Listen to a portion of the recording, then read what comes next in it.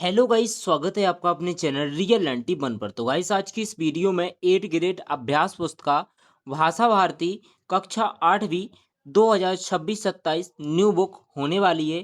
तो आज की इस वीडियो में आपको इस बुक का संपूर्ण उत्तर फुल सॉल्यूशन इस वीडियो में प्रोवाइड कराया जाएगा। पार्ट 1 से लेकर, ठीक है, पार्ट 1 से लेकर आपको पार्ट 1 से लेकर पार्ट 23 तक का संपूर्ण सॉल्यूशन इस वीडियो में प्रोवाइड कराएंगे। तो आप लोग वीडियो को लाइक और चैनल को आप लोग सब्सक्राइब जरूर से कर लीजिए और बेल को ऑल पर प्रेस कर देना, जिससे आपको हर एक वीडियो की नोटिफिकेशन सबसे पहले मिल सके।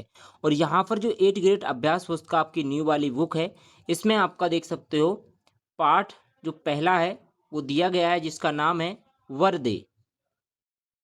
और इस वीडियो में हम आपको पाठ 1 से लेकर पूरी बुक खत्म करने वाले हैं सॉल्यूशन के साथ, ठीक है। तो टोटल यहाँ पर आपके जो पाठ दिए गए हैं, इसमें आपके 23 पाठ दिए गए हैं। कितने? 23 पाठ। तो सभी का सॉल्यूशन यहाँ पर हम प्रोवाइड कराएंगे। एक पाठ से इसका संपूर्ण उत्तर देखते हैं। तो सबसे पहले आप लोग पाठ 1 का सॉल्यूशन देख लीजिए।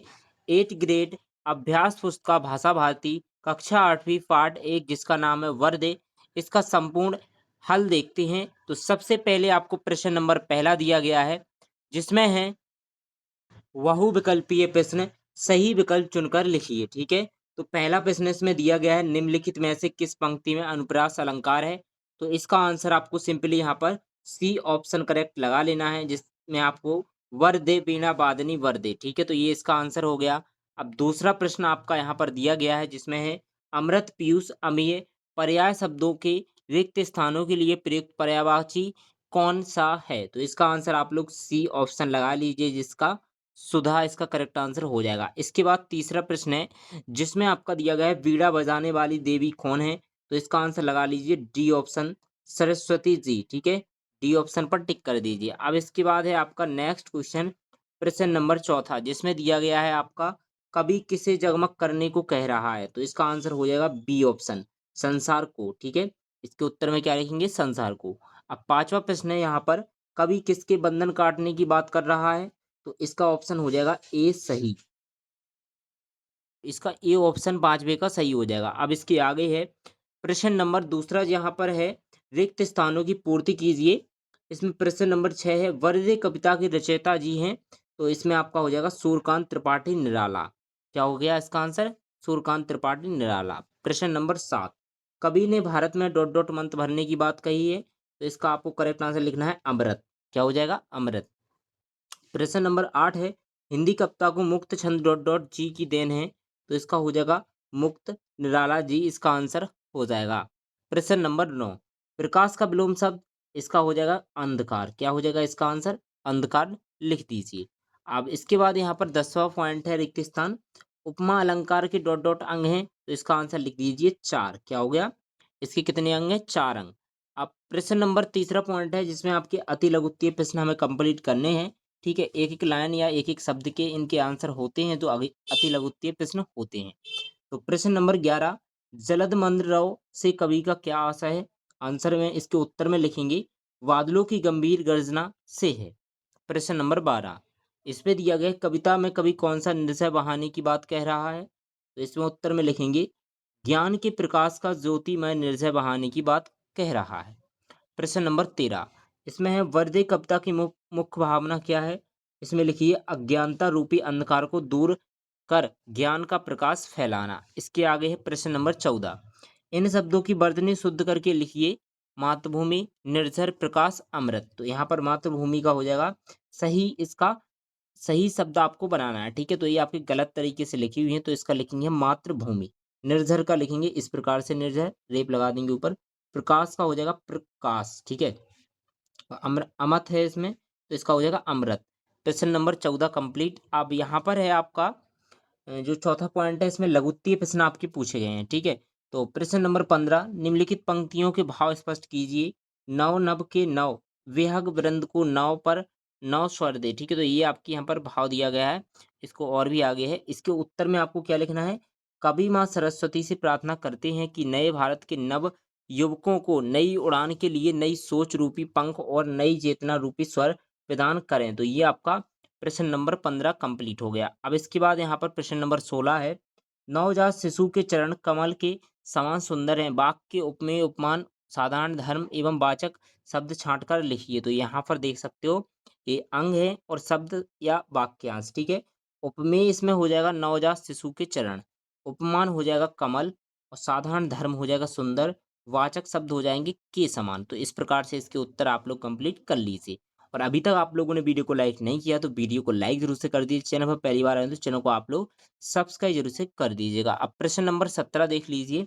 इसमें है आकाश के 3 पर्यायवाची शब्द लिखकर उन्हें वाक्यों में प्रयोग कीजिए। तो यहाँ पर पहला है नभ है, तो यहाँ पर इसके उत्तर में लिखेंगे आज नभ में काले बादल छाए हैं। दूसरा गगन है, तो गगन का आप लोग लिखेंगे पक्षी गगन में उड़ रहे हैं। अंबर का रात में अंबर तारों से सजता है, ये इसका उत्तर कंप्लीट हो गया।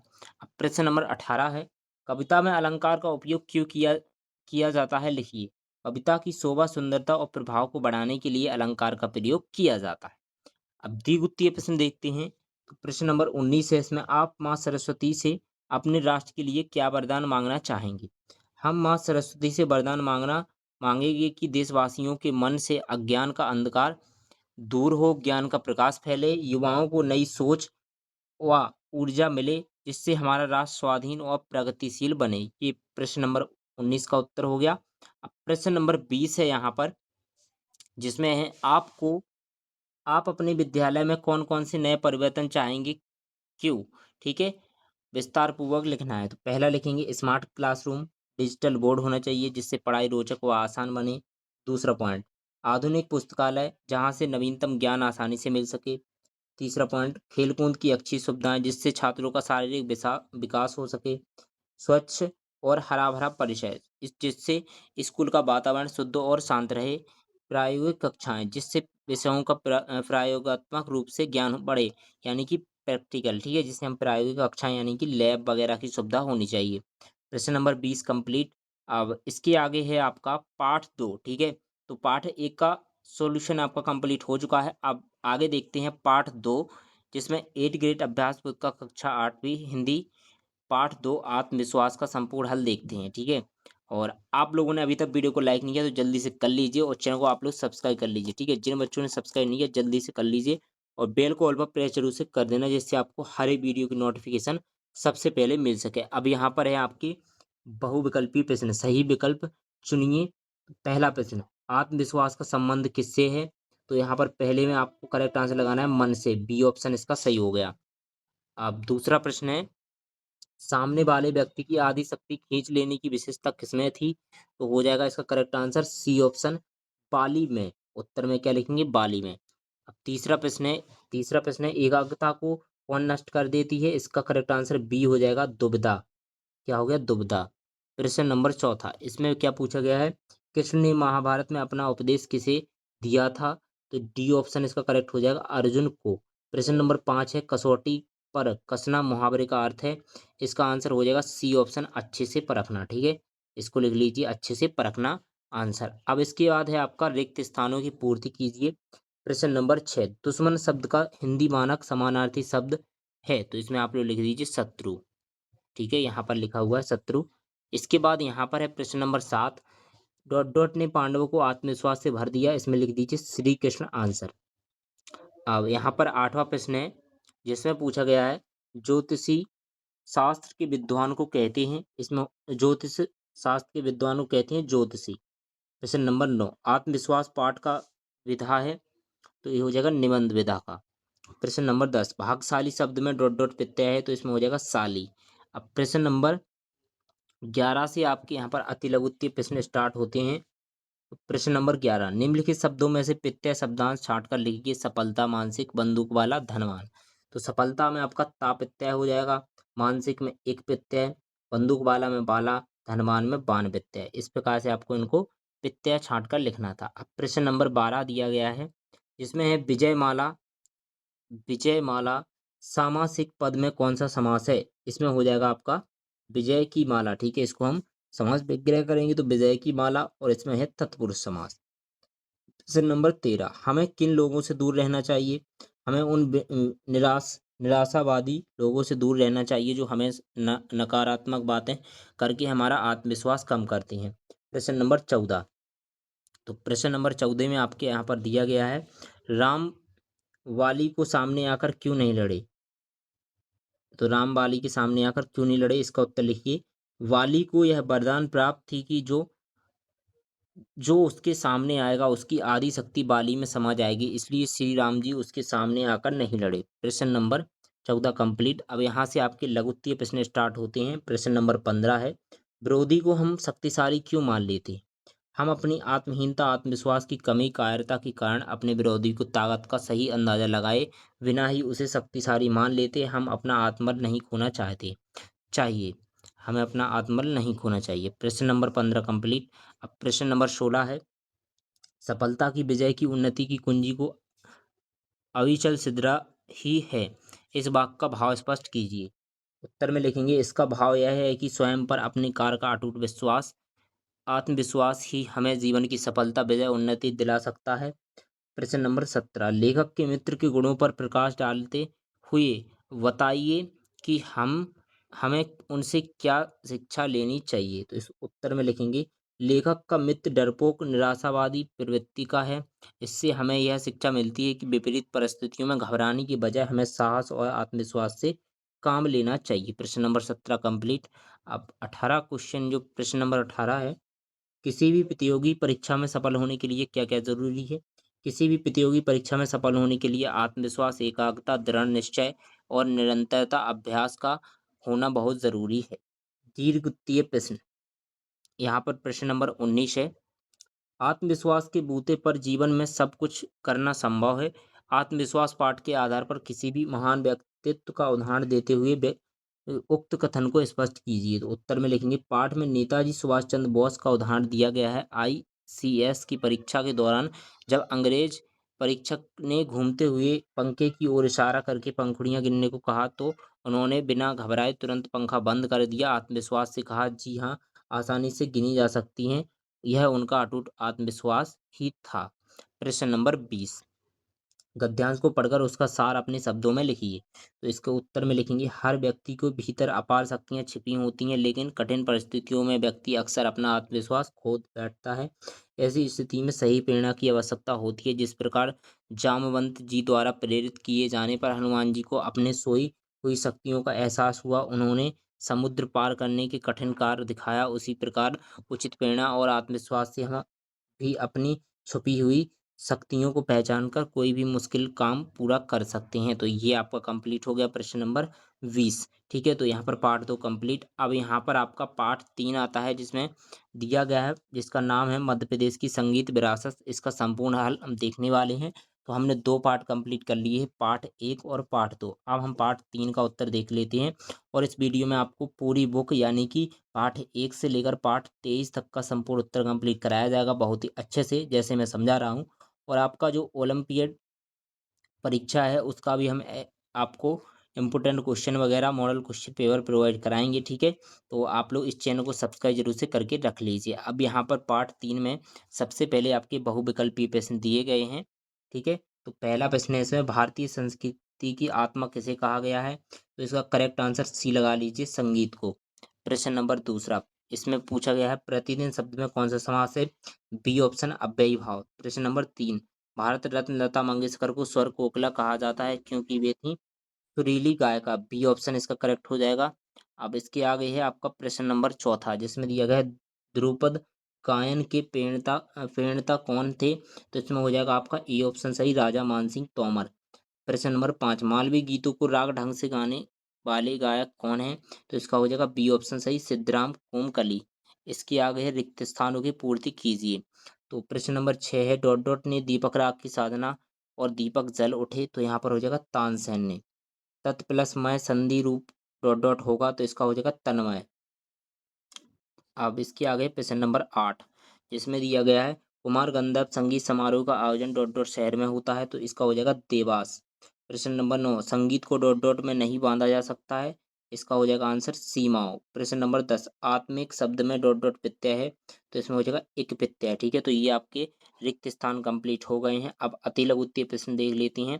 तो अति लघुत्तीय प्रश्न में प्रश्न नंबर 11 पूछा गया है, समाधि स्थल और राग रागनी शब्दों का समास विग्रह कीजिए। तो समाधि स्थल में समाधि का स्थल तत्पुरुष समास है, राग रागनी में राग और रागनी इसमें द्वंद्व समास है। अब प्रश्न नंबर 12 आता है, तो लता मंगेशकर द्वारा गाए गए किसी एक राष्ट्र भक्ति गीत का मुखड़ा लिखिए। तो ये हो जाएगा, ए मेरे वतन के लोगों जरा आंख में भर लो पानी, तो ये इसका उत्तर हो गया। अब प्रश्न नंबर 13 दिया गया है, बादशाह अकबर ने तानसेन से क्या हट की थी। तो बादशाह अकबर ने अपने दरबार में तानसेन से अपने संगीत का प्रभाव दीपक राग गाकर दीपक जलाने का दिखाने की हट की थी। अब प्रश्न नंबर 14, उस्ताद अलाउद्दीन खां क्यों प्रसिद्ध हैं। तो उस्ताद अलाउद्दीन खां विख्यात सरोद वादक थे। मैयर की शारदा भवानी मंदिर से जुड़ा उनका संगीत साधना स्थल संगीत जगत में एक ही तीर के समान समान माना जाता है। ठीक है, तो यहाँ पर आप लोग इसको प्रश्न नंबर 14 को लिख लीजिए। प्रश्न नंबर 15 आपका यहाँ से स्टार्ट होता है लघुत्तीय प्रश्न।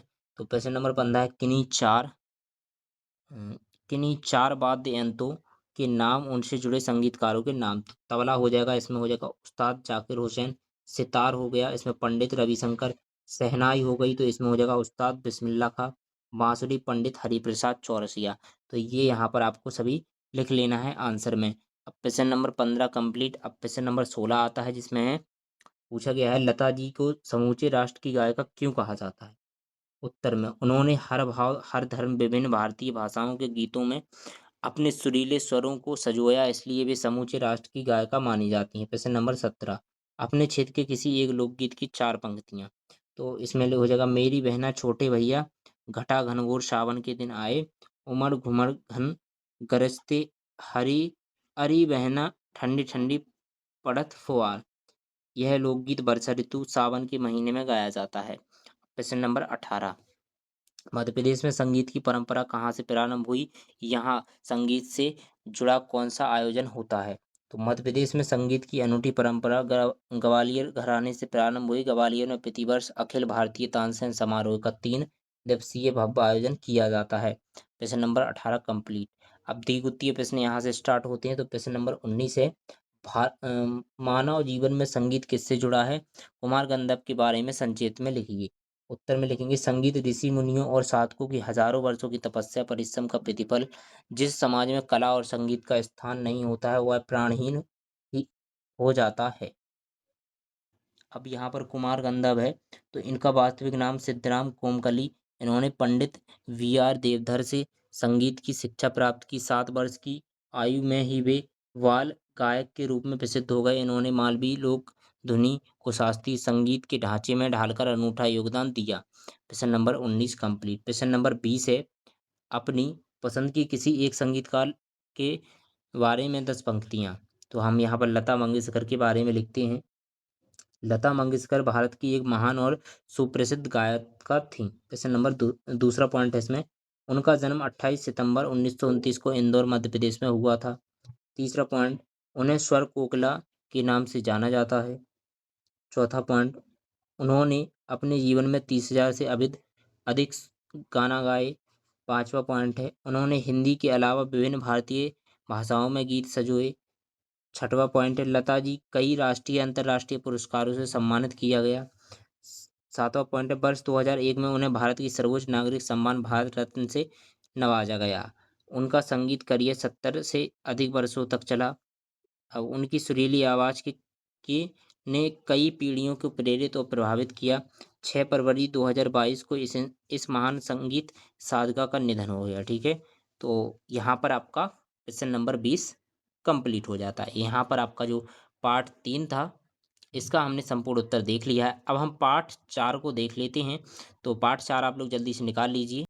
तो पार्ट 4 यहाँ पर इसका नाम है, पार्ट 4 का अपराजिता। ठीक है, तो यहाँ पर हम पार्ट 4 का सॉल्यूशन देखते हैं।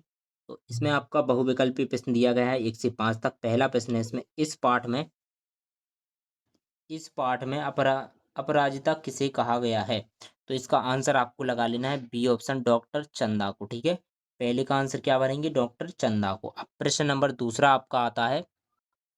प्रश्न नंबर दूसरा है इसमें, अपराजिता पाठ किस विधा में है। तो इसमें आपका करेक्ट आंसर हो जाएगा बी ऑप्शन, संस्मरण। ठीक है, अब प्रश्न नंबर तीसरा है, डॉक्टर चंदा की सफलता में सबसे बड़ा सहयोग किसका था। इसका आंसर हो जाएगा बी ऑप्शन, उनकी जननी का। इसके आगे है आपका चौथा पॉइंट, इसमें प्रश्न नंबर 4, डॉक्टर चंदा की इच्छा क्या बनने की थी। तो इसमें हो जाएगा चिकित्सक। ठीक है, ए ऑप्शन सही। अब प्रश्न नंबर 5 है, वह कमजोर है साहसी खाली जगह पर कौन सा उचित शब्द संयुक्त रखने पर यह संयुक्त वाक्य बनेगा? तो इसका हो जाएगा आंसर आपका बी ऑप्शन, परंतु। इस प्रकार से आपके बहुविकल्पीय प्रश्न कंप्लीट हो जाते हैं।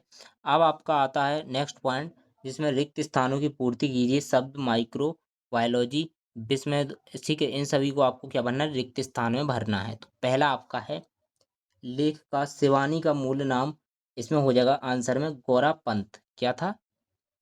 गौरा पंत। आंसर में लिख लीजिए पहली में गौरा पंत। अब प्रश्न नंबर 7 है, ड्रग रिसर्च रिसर्च इंस्टीट्यूट शहर में स्थित है, तो इसमें हो जाएगा आंसर लखनऊ। अब तीसरा है, डॉक्टर चंदा ने डॉट डॉट विषय में डॉक्टरेट की उपाधि प्राप्त की, इसमें हो जाएगा माइक्रोबायोलॉजी। उत्तर में क्या है? माइक्रोबायोलॉजी।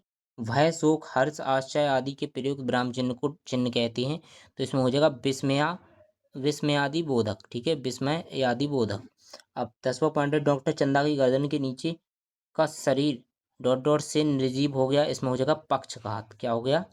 पक्षघात। ये आपका रिक्त स्थान कंप्लीट हो जाता है। अब यहाँ पर हम देखने वाले हैं अति लघुत्तीय प्रश्न, जो कि प्रश्न नंबर 11 से दिए गए हैं। प्रश्न नंबर 11 है, पाठ की लेखिका ने अपनी पंक्तियों में किससे प्रेरणा लेने को कहा? उत्तर में लिखेंगे, लेखिका ने अपनी पंक्तियों के माध्यम से उन व्यक्तियों से प्रेरणा देना चाहती हैं जिन्हें भुजा कटने पर उनका साहस थम गया। प्रश्न नंबर 12, डॉक्टर चंदा के व्यक्तित्व को एक शब्द या एक वाक्य में व्यक्त कीजिए। अपराजिता। ठीक है, जिन्होंने कभी हार नहीं मानी। इसका आंसर हो गया प्रश्न नंबर 12 का कंप्लीट। अब प्रश्न नंबर 13 है, इसमें रचना के आधार पर वाक्य के प्रकार लिखिए। तो रचना के आधार पर वाक्य के 3 प्रकार होते हैं, सरल या साधारण वाक्य, संयुक्त वाक्य और मिश्र वाक्य। तो ये 3 प्रकार हो गए। प्रश्न नंबर 14 है, डॉक्टर चंदा की मां श्रीमती टी सुब्रा सुब्रांडियम के किस गुण से आप प्रभावित हैं? उन्होंने अपने सुखों को त्याग कर अपनी पुत्री के सपनों को सच में बदला, इस गुण में ने हमें प्रभावित किया। अब लघुत्तीय प्रश्न यहाँ से स्टार्ट होते हैं आपके। यहाँ पर है प्रश्न नंबर 15। प्रश्न नंबर 15 में पूछा गया है, अपराजिता की लेखिका ने लड़कों को देवांगना क्यों कहा? उत्तर में लिखिए इसके प्रश्न नंबर 15 के। डॉक्टर चंदा ने अल्पायु में मिले कठोर आघातों से अमानवीय धैर्य और साहस से सहा। इतने इतने कष्ट झेलने के कारण लेखिका ने उसे देवांगना कहा। ठीक है। अब प्रश्न नंबर 16। प्रश्न नंबर 16 है, साहसी जननी किसे कहा गया है और क्यों? उत्तर में लिखेंगे, साहसी जननी श्रीमती टी सुब्रांडियम को कहा गया है क्योंकि उन्होंने लगातार 25 वर्ष 25 वर्ष तक सहिष्णुता के साथ साथ कठिन साधना की। प्रश्न नंबर 17। प्रश्न नंबर 17 में पूछा गया है, इस पाठ का शीर्षक अपराजिता क्यों रखा गया? तो इस पाठ का शीर्षक अपराजिता इसलिए रखा गया क्योंकि यह कहानी एक विकलांग विकलांग के आगे लिखिए महिला की है, जिसने धैर्य, दृढ़ इच्छा शक्ति और निरंतर प्रयास से अपने जीवन को सफल बनाया। उसने कभी हार नहीं मानी, जो उसे अपराजिता बनता है। प्रश्न नंबर 18 था। प्रश्न नंबर 18 है, डॉक्टर चंदा की ऊपरी धड़ में गति कैसी आई? तो डॉक्टर चंदा की ऊपरी धड़ में गति 1 वर्ष के कष्ट साध्य उपचार के बाद आई। इसके आगे है, ऑर्थोपेडिक सर्जन के उपचार से उसे हाथ हिलने लगे, नन्ही उंगलियां उनकी मां को बुलाने लगी। तो ये आपका प्रश्न नंबर 18 कंप्लीट हो गया। ठीक है, आप लोग देख लीजिए इसको। ये हो गया आपका पूरा प्रश्न कंप्लीट। जूम आउट कर दिया है। एक ही बार में आप चाहो तो स्क्रीनशॉट ले सकते हो, 15, 16, 17, 18। ठीक है, इन चारों प्रश्न का, क्योंकि ये थोड़े छोटे छोटे अक्षरों में है, तो इसका आप चाहो तो स्क्रीनशॉट ले सकते हो। अब यहाँ पर है आपका द्विगुत्तीय प्रश्न। ठीक है, तो द्विगुत्तीय प्रश्न है प्रश्न नंबर 19। 25 वर्ष तक सहिष्णु महिला ने पुत्री के साथ साथ कैसी कठिन साधना की? इस वाक्य में लेखिका ने अपने किस जीवन को कठिन साधना कहा और क्यों? ठीक है, तो इस प्रश्न का उत्तर देना है। इसके उत्तर में लिखेंगे, लेखिका ने श्रीमती टी सुब्रांडियम के जीवन को कठिन साधना कहा क्योंकि उन्होंने अपनी पुत्री डॉक्टर चंदा की देखभाल करने में 25 वर्ष तक असाधारण धैर्य, साहस और निष्ठा दिखाई। उन्होंने हर कठिनाई का सामना करते हुए अपनी पुत्री को सफल और आत्मनिर्भर बनाया। ये हो गया प्रश्न नंबर 19 का आंसर कंप्लीट। अब प्रश्न नंबर 20 है, ईश्वर सब द्वार एक साथ बंद नहीं करता, यदि एक द्वार बंद करता भी है तो दूसरा द्वार खोल भी देता है। इस कथन को स्पष्ट कीजिए। ठीक है, चलिए इसके उत्तर में लिखते हैं। यहाँ से लिखिए, ईश्वर यदि किसी व्यक्ति से कोई एक क्षमता छीनता है तो उसे बदले में उसे धैर्य धैर्य प्रखर बुद्धि साहस रूपी दूसरा रास्ता प्रदान कर देता है। जिस जिस प्रकार डॉक्टर चंदा का शरीर निर्जीव होने पर भी ईश्वर ने उन्हें अद्भुत अद्भुत क्षमता और लगन दी। इसके आगे लिखिए, जिससे उन्होंने सफलता प्राप्त की। ये हो गया प्रश्न नंबर 19 और 20 का उत्तर। ठीक है, तो ये दोनों आप लोग कर लीजिए कंप्लीट। यहाँ तक हो गया पार्ट 4 आपका कंप्लीट हो चुका है। अब नेक्स्ट यहाँ पर चलते हैं पार्ट 5 की ओर।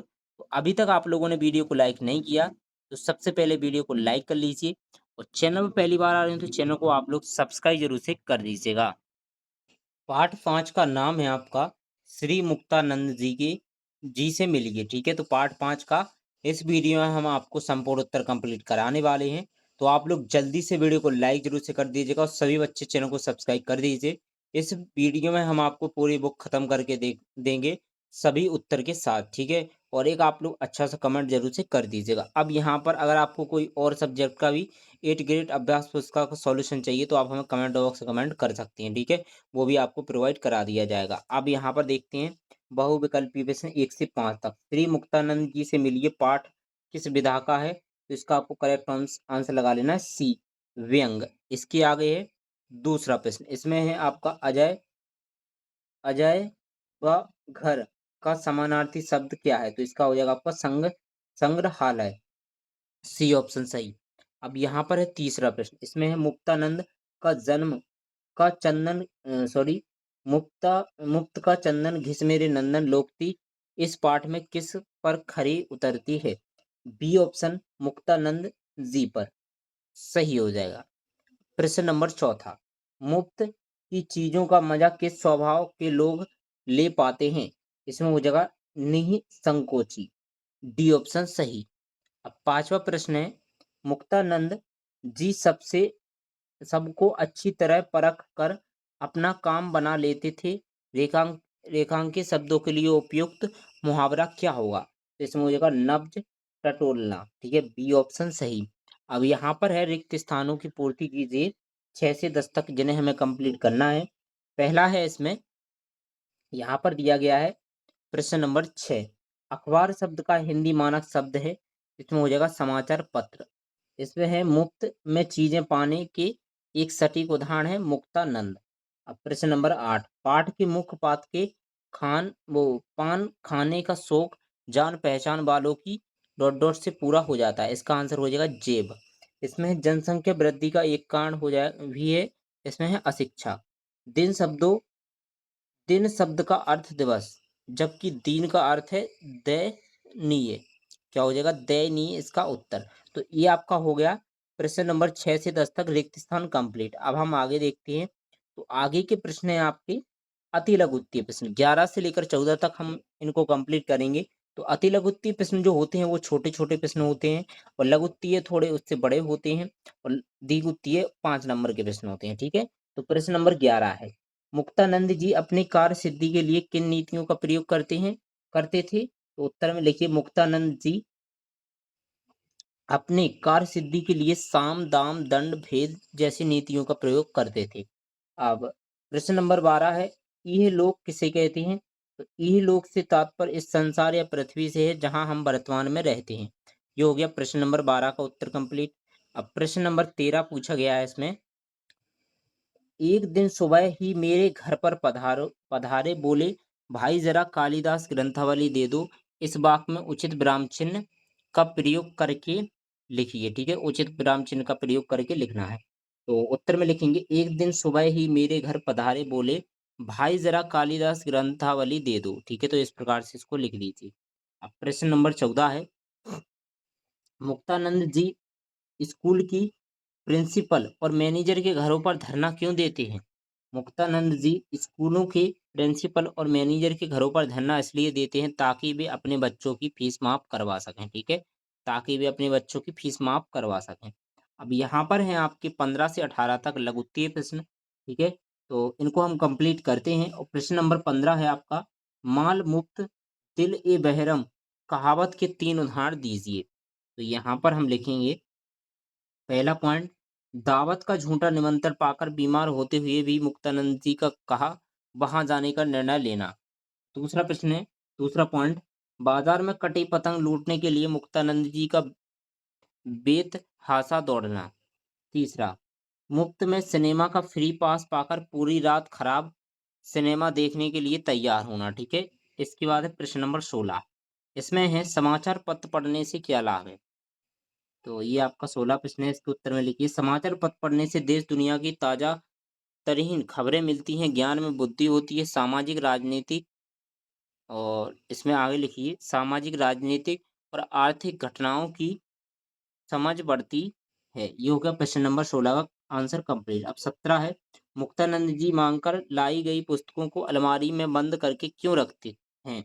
मुक्तानंद जी पुस्तकों को अलमारी में बंद करके इसलिए रखते हैं ताकि एक भी बिना एक भी रुपया खर्च किए पुस्तकें हमेशा उनके पास सुरक्षित बनी बनी रहें। ये हो गया आपका प्रश्न नंबर 17 का आंसर कंप्लीट। तो इसके बाद है आपका प्रश्न नंबर 18। 18 में पूछा गया है, इह लोक को मुफ्त में सुधारकर मुक्तानंद जी अब परलोक में भी मुक्त जीवन यापन ठोए करने की ठोए में रहती हैं, इस कथन का आशय है। ठीक है, तो इसका उत्तर लिखेंगे हम। इसमें लिखना है क्या? इस कथन का आशय यह है कि मुक्तानंद जी इस संसार में सब कुछ मुफ्त में पाने की कोशिश करते हैं और वे मरने के बाद परलोक यानी स्वर्ग में भी मुफ्त की सुविधाओं का आनंद लेना चाहती हैं। तो ये आपके हो गए हैं। ठीक है, प्रश्न नंबर 15, इसका स्क्रीनशॉट लेना चाहते हो तो अगर ले लीजिए, अगर आपको स्क्रीनशॉट की आवश्यकता हो तो। प्रश्न नंबर 15, 16, 17, 18। ठीक है, अब हम देखते हैं प्रश्न नंबर 19 से 20, जिसमें आपके द्विगुतीय प्रश्न है। तो प्रश्न नंबर 19 पूछा गया है, प्रकृति ने आपको मुफ्त में कौन कौन सी चीजें दी हैं, आप उनका उपयोग कैसे करते हैं? तो इसमें हम लिखेंगे, पहली हवा। ठीक है, हवा लिखेंगे, सांस लेने और जीवित रहने के लिए, जल पीने, खाने बनाने, स्वच्छता के लिए, धूप शरीर को विटामिन डी और ऊर्जा के लिए, पेड़ पौधे का व फल फूल ऑक्सीजन पौष्टिक आहार प्राप्त करने के लिए। ठीक है, तो ये चीज हमें प्रकृति ने दी है। अब इसके आगे है प्रश्न नंबर 20। प्रश्न नंबर 20 में है, यदि आप किसी व्यक्ति कोई उपहार या मुफ्त सेवा लेते हैं तो आप उस व्यक्ति के प्रति कैसा व्यवहार रहेगा और क्यों रहेगा? ठीक है, तो उत्तर में लिखिए, यदि मैं किसी व्यक्ति के उपहार या मुफ्त सेवा लेता हूं तो मैं मेरा उस व्यक्ति के प्रति हमेशा उपहार, कृतज्ञता और सम्मान का व्यवहार रहेगा। अब इसमें आगे लिखिए, ऐसा इसलिए क्योंकि उस व्यक्ति ने अपनी साधना या मेहनत से मुझे लाभ पहुंचाया है, अतः मेरा यह कर्तव्य बनता है कि मैं दिल से उनका धन्यवाद करूं। अब यहाँ पर है, और अवसर आने पर उनकी सहायता करूं। तो ये आपका प्रश्न नंबर 20 कंप्लीट हो गया।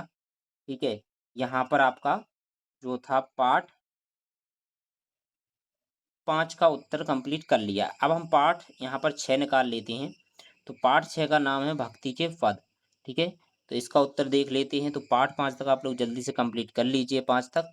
अब पाठ 6 हम यहाँ पर कंप्लीट करते हैं, जिसका नाम है भक्ति के पद। तो सबसे पहले आपके बहुविकल्पीय प्रश्न दिए गए हैं, इनको कंप्लीट कर लेते हैं।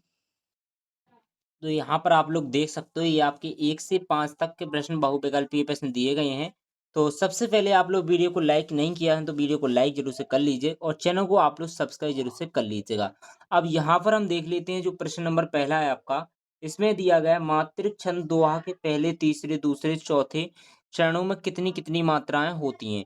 तो इसका आपको करेक्ट आंसर लगाना है 13 और 11। ठीक है, ए ऑप्शन इसका सही हो जाएगा। अब यहाँ पर है प्रश्न नंबर दूसरा, तो प्रश्न नंबर दूसरे में चरणों व मात्राओं की दृष्टि से दोहा का विपरीत छंद कौन सा है? तो इसका आपको करेक्ट आंसर यहाँ पर लगा लेना है बी नंबर का, शॉर्ट है इसका करेक्ट आंसर हो जाएगा। अब प्रश्न नंबर तीसरा है, श्री राम की भक्ति करने वाले इनमें से कौन से मुख्य कवि हैं? तो इसका करेक्ट आंसर आपको सी ऑप्शन तुलसीदास लग लेना है, ठीक है। क्या हो गया इसका? तुलसीदास। अब इसके आगे देखते हैं, तो इसके आगे नेक्स्ट यहाँ पर आपका दिया गया है चौथा प्रश्न नंबर चौथे में है, इनमें से कमल का पर्यायवाची शब्द कौन सा है? तो इस पे डी ऑप्शन सही हो जाएगा, पंकज। अब इनमें से शुद्ध वर्तनी वाला शब्द कौन सा है? इसमें आपको सी ऑप्शन करेक्ट लगा लेना है, वाल्मीकि। क्या हो जाएगा इसका करेक्ट आंसर? वाल्मीकि। अब यहाँ पर आपका प्रश्न नंबर पहले से 5 तक बहुविकल्पीय प्रश्न कंप्लीट हो चुके हैं। अब हम देख लेते हैं 6 से 10 तक जो आपके रिक्त स्थान दिए गए हैं। तो प्रश्न नंबर 6 है, सूरदास जी ने भगवान की भक्ति डॉट डॉट के समान मानी है, तो इसका करेक्ट आंसर हो जाएगा कामधेनु। इसके बाद है 7वां, मीराबाई भगवान की परम भक्ति, इसका करेक्ट आंसर हो जाएगा श्री कृष्ण। प्रश्न नंबर 8, रामचरितमानस की रचना डॉट डॉट जी ने की, तो इसका आंसर हो जाएगा तुलसीदास। प्रश्न नंबर 9, प्यासा का मानक रूप डॉट डॉट है, तो इसका हो जाएगा प्यासा। प्यास इसमें है भगवान राम ने डॉट डॉट का उद्धार किया, तो यहाँ पर हो जाएगा अधम का उद्धार, ठीक है। तो ये आपके यहाँ पर रिक्त स्थान भी कंप्लीट हो चुके हैं। अब हम देख लेते हैं अति लघुत्तीय प्रश्न 11 से लेकर 14 तक। तो इसमें आपका प्रश्न नंबर 11 पूछा गया है, अधम का उद्धारक किसे कहा गया है? अधम का उद्धारक भगवान श्री राम को कहा गया है। प्रभु जी तुम घन बन हम मोरा, पंक्ति में घन का अर्थ क्या है? इस पंक्ति में घन का अर्थ है बादल। प्रश्न नंबर 13, गिरधर नागर किसे कहा गया है? गिरधर नागर भगवान श्री कृष्ण को कहा गया है। इसमें क्या है, मात्राओं की गणना कर बताइए कि यह कौन सा छंद है। फुलही फरही ना बेत दही जदपि सुधावर सिद्ध जलद मूरख हृदय न चेत जो गुरु मिलहि बिरंची सम, तो इसका हो जाएगा यह सोठा छंद है। क्या कौन सा छंद है? सोठा छंद। अब नेक्स्ट क्वेश्चन है अति लघुत्तीय के आगे है लघुत्तीय प्रश्न, ठीक है। तो 15 से 18 तक हमें लघुत्तीय प्रश्न कंप्लीट करने हैं। तो प्रश्न नंबर 15 है, रैदास जी की भक्ति किस भाव की है? उदाहरण देकर बताइए। तो रैदास जी की भक्ति दास भाव की है। कौन से? दास भाव की। उदाहरण है, प्रभु जी तुम स्वामी हम दासा, ठीक है। अब प्रश्न नंबर 16 है, यहाँ पर है, जिस प्रकार सूरदास जी ने मन की तुलना जहाज के पक्षी से की है, उसी प्रकार आप अपने मन की तुलना किससे करना चाहेंगे और क्यों? ठीक है। तो यहाँ पर उत्तर में लिखिए, हम अपने मन की तुलना हवाई जहाज से करना चाहेंगे, क्योंकि हवाई जहाज कितनी भी ऊंचाई पर हो और देर तक आसमान में उड़ता रहे, लेकिन उसे अंततः वापस धरती पर ही उतरना पड़ता है, उसी प्रकार हमारा मन भी भटकने के बाद ईश्वर के चरणों में ही शांति पाता है। तो ये आपका प्रश्न नंबर 16 कंप्लीट। अब प्रश्न नंबर 17 है, अहिल्या का उद्धार कैसे हुआ? तो भगवान श्री राम जी के चरण स्पर्श करने से अहिल्या का उद्धार हुआ। प्रश्न नंबर 18, खर्चे न खटे कोई चोर न लेवे, दिन दिन बढ़त सवाय पद में तद्भव शब्दों में तत्सम रूप लिखते हुए पंक्ति का भावार्थ लिखिए। तो इसमें हम लिखेंगे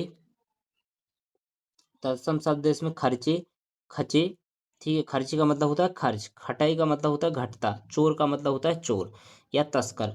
अब भाव अर्थ लिखना है इसका। तो मीराबाई जी कहती हैं कि राम नाम रूपी धन से ऐसा अनमोल धन है जो खर्च करने से भी घटता नहीं है और ना ही कोई चोर इसे चुरा सकता है, बल्कि यह दिन प्रतिदिन अधिक ही बढ़ता जाता है। तो ये आपका यहाँ पर दोस्तों ये कंप्लीट हो गए प्रश्न।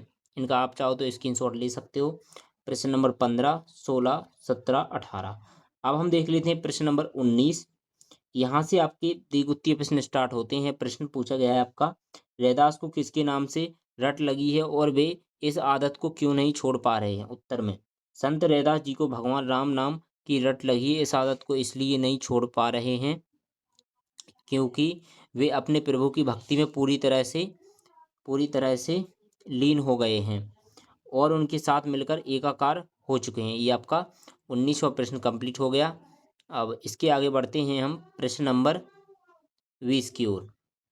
तो ये यहाँ पर आपका प्रश्न नंबर 20 है, पूछा गया है, भक्ति काल के प्रमुख कवि कौन कौन से हैं? उनमें से किसी एक कवि के बारे में 5 पंक्तियां लिखिए। भक्ति काल के प्रमुख यहाँ पर ये कवि दिए गए हैं कबीरदास, तुलसीदास, सूरदास, नंददास, मीराबाई और रैदास आदि।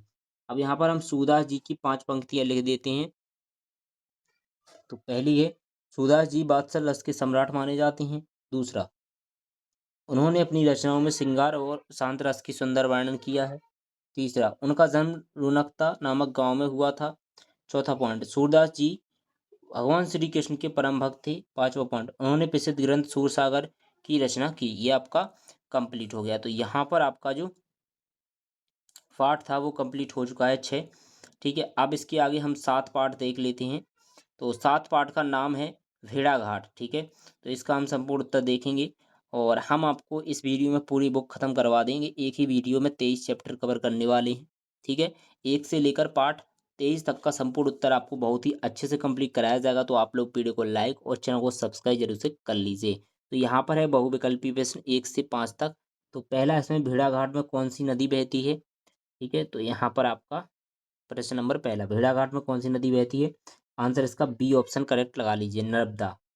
अब दूसरा प्रश्न है, लोक मान्यता के अनुसार भेड़ाघाट में तपस्या करने वाले ऋषि कौन थे? इसका हो जाएगा ए ऑप्शन सही, भृगु। अब तीसरा प्रश्न है, नर्मदा नदी का उद्गम कहाँ से हुआ है? अमरकंटक, सी इसका ऑप्शन करेक्ट हो जाएगा। अब है प्रश्न नंबर चौथा, इनमें से सही वर्तनी वाला शब्द कौन सा है? तो इसका बी ऑप्शन प्रपात सही हो जाएगा। प्रश्न नंबर 5, उन्होंने जन्म लेते ही भेड़ाघाट देखा और भेड़ाघाट देखते ही मिट जाएगा। लेखक ने यह बात किसके बारे में कही है? तो इसका आंसर आप लोग लिख लीजिए, क्या? सी ऑप्शन, घास और घास पात के लिए। ठीक है, सी ऑप्शन इसका करेक्ट हो गया। अब यहाँ पर रिक्त स्थानों की पूर्ति कीजिए। आपका ये 6 से 10 तक दिए गए हैं। तो प्रश्न नंबर 6 है, नर्मदा नदी की लंबाई 800 मील है। इसका आंसर क्या है? 800 मील। मध्य प्रदेश की नदी की परिक्रमा की जाती है। तो इसका करेक्ट आंसर हो जाएगा नर्मदा नदी की। तपस्या करने वाले को कहते हैं तपस्वी। प्रश्न नंबर 9, चट्टानों की घर्षण नदी की धार में घर घर स्वयं निकलता है। भेड़ाघाट में संगमरमर की चट्टानें अरावली पर्वत श्रृंखला पर का हिस्सा मानी जाती हैं। तो इसमें अरावली करेक्ट आंसर हो जाएगा। ठीक है, तो ये आपके रिक्त स्थान कंप्लीट हो चुके हैं। अब हम नेक्स्ट क्वेश्चन बढ़ते हैं। तो यहाँ पर आते हैं आपके अति लघु उत्तरीय प्रश्न, 11 से 14 तक दिए गए हैं। प्रश्न नंबर 11 है, पाठ के अनुसार संस्कृत कोश में नींबू का उल्लेख उल्लेख करना कौन भूल गया था? तो पाठ के अनुसार संस्कृत के दिग्गज लेखक कालिदास संस्कृत कोश में नींबू का उल्लेख करना भूल गए थे। अब प्रश्न नंबर 12, लेखक ने भेड़ाघाट की चट्टानों के तपस्वी क्यों कहा है? तो नदी के पानी में खड़ी विशाल चट्टानों बिना किसी स्वायत्त वर्षा से सर्दी गर्मी बरसात को सह रही हैं, इसलिए लेखक ने उन्हें तपस्वी कहा है। अब है प्रश्न नंबर 13, इसमें है, दुग्ध धारा क्या है? यानी दूध धारा क्या है? तो इसमें लिखिए, संगमरमर की चट्टानों पर से बहते हुए नर्मदा का जल घर्षण और तेज से गिरने के कारण दूध के समान सफाई सफेद दिखाई पड़ता है, इसे ही दुग्ध धारा कहते हैं। ठीक है, तो ये आपका प्रश्न नंबर 13 का आंसर कंप्लीट हो गया। अब 14 है, भेड़ाघाट जबलपुर 13 मील दूर शब्दों का प्रयोग एक वाक्य में बनाइए। तो भेड़ाघाट जबलपुर से केवल 13 मील दूर ही तो है। तो ये आपका इसका उत्तर हो गया। अब है लघुत्तीय प्रश्न 15 से 18 तक। तो हिमालय की प्रश्न नंबर 15, हिमालय की बर्फीली चोटियों और नर्मदा में क्या अंतर है? तो हिमालय की बर्फीली चोटियां धीरे धीरे गल रही हैं, परंतु फिर भी टिककर खड़ी हैं। दूसरी ओर भेड़ाघाट में नर्मदा नदी का विशाल संगमरमर की चट्टानों गलने वाली नहीं है, वे अचल और दृढ़ खड़ी हैं। प्रश्न नंबर 16, नर्मदा मानो या यहाँ चांदी के कारागार की बंदनी, ये इस पंक्ति का क्या आशय है? इस पंक्ति का आशय है कि दोनों ऊंची ऊंची सफेद संगमरमर की चमकीली चट्टानें मानो चांदी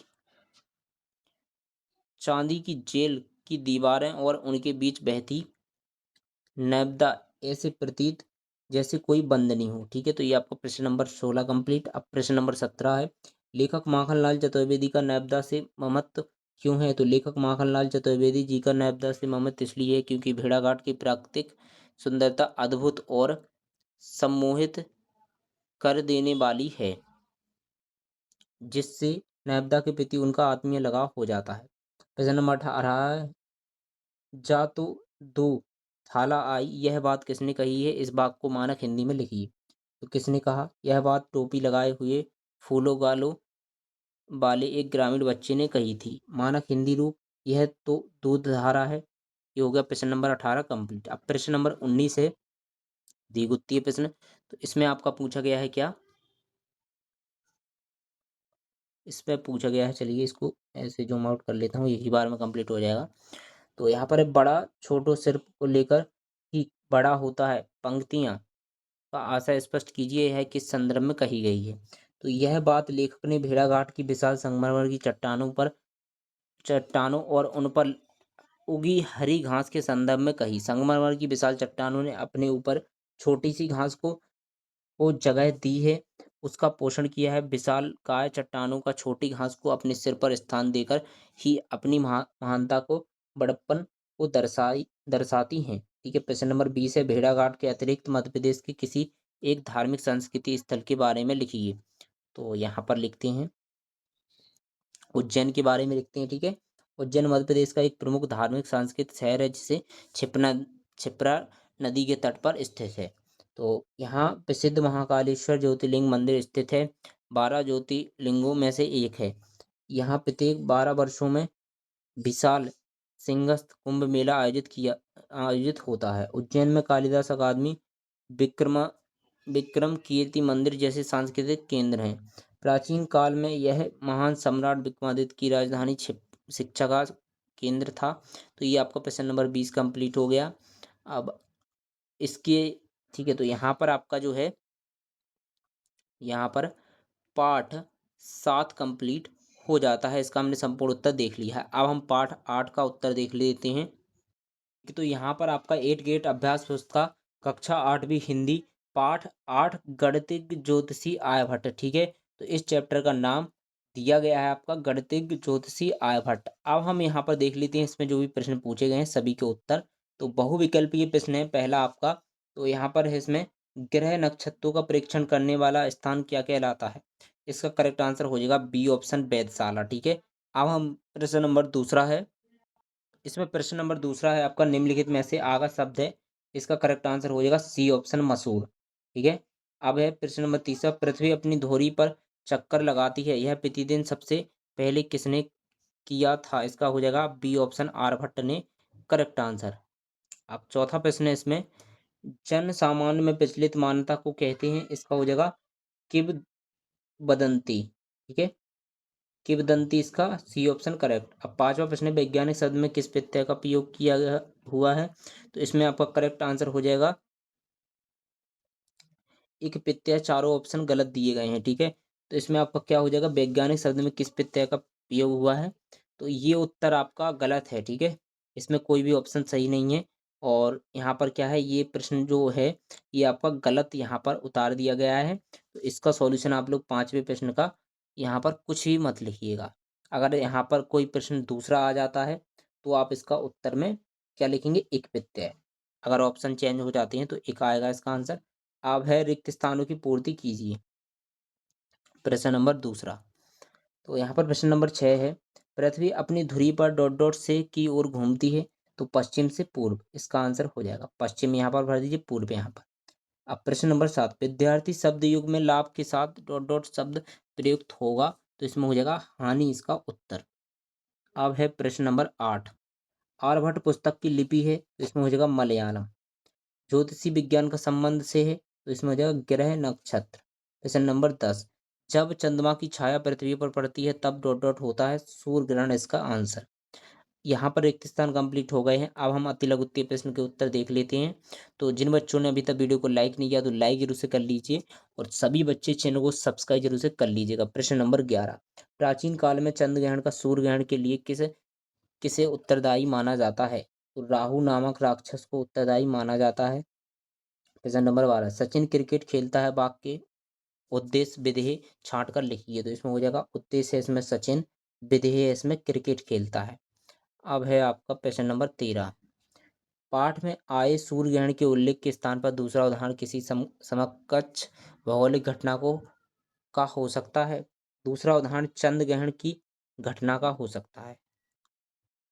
14 प्रश्न है, आकाश में स्थित खगोलीय पिंड सूर्य चंद्र तारे आदि पूर्व से पश्चिम की ओर क्यों दिखते हैं।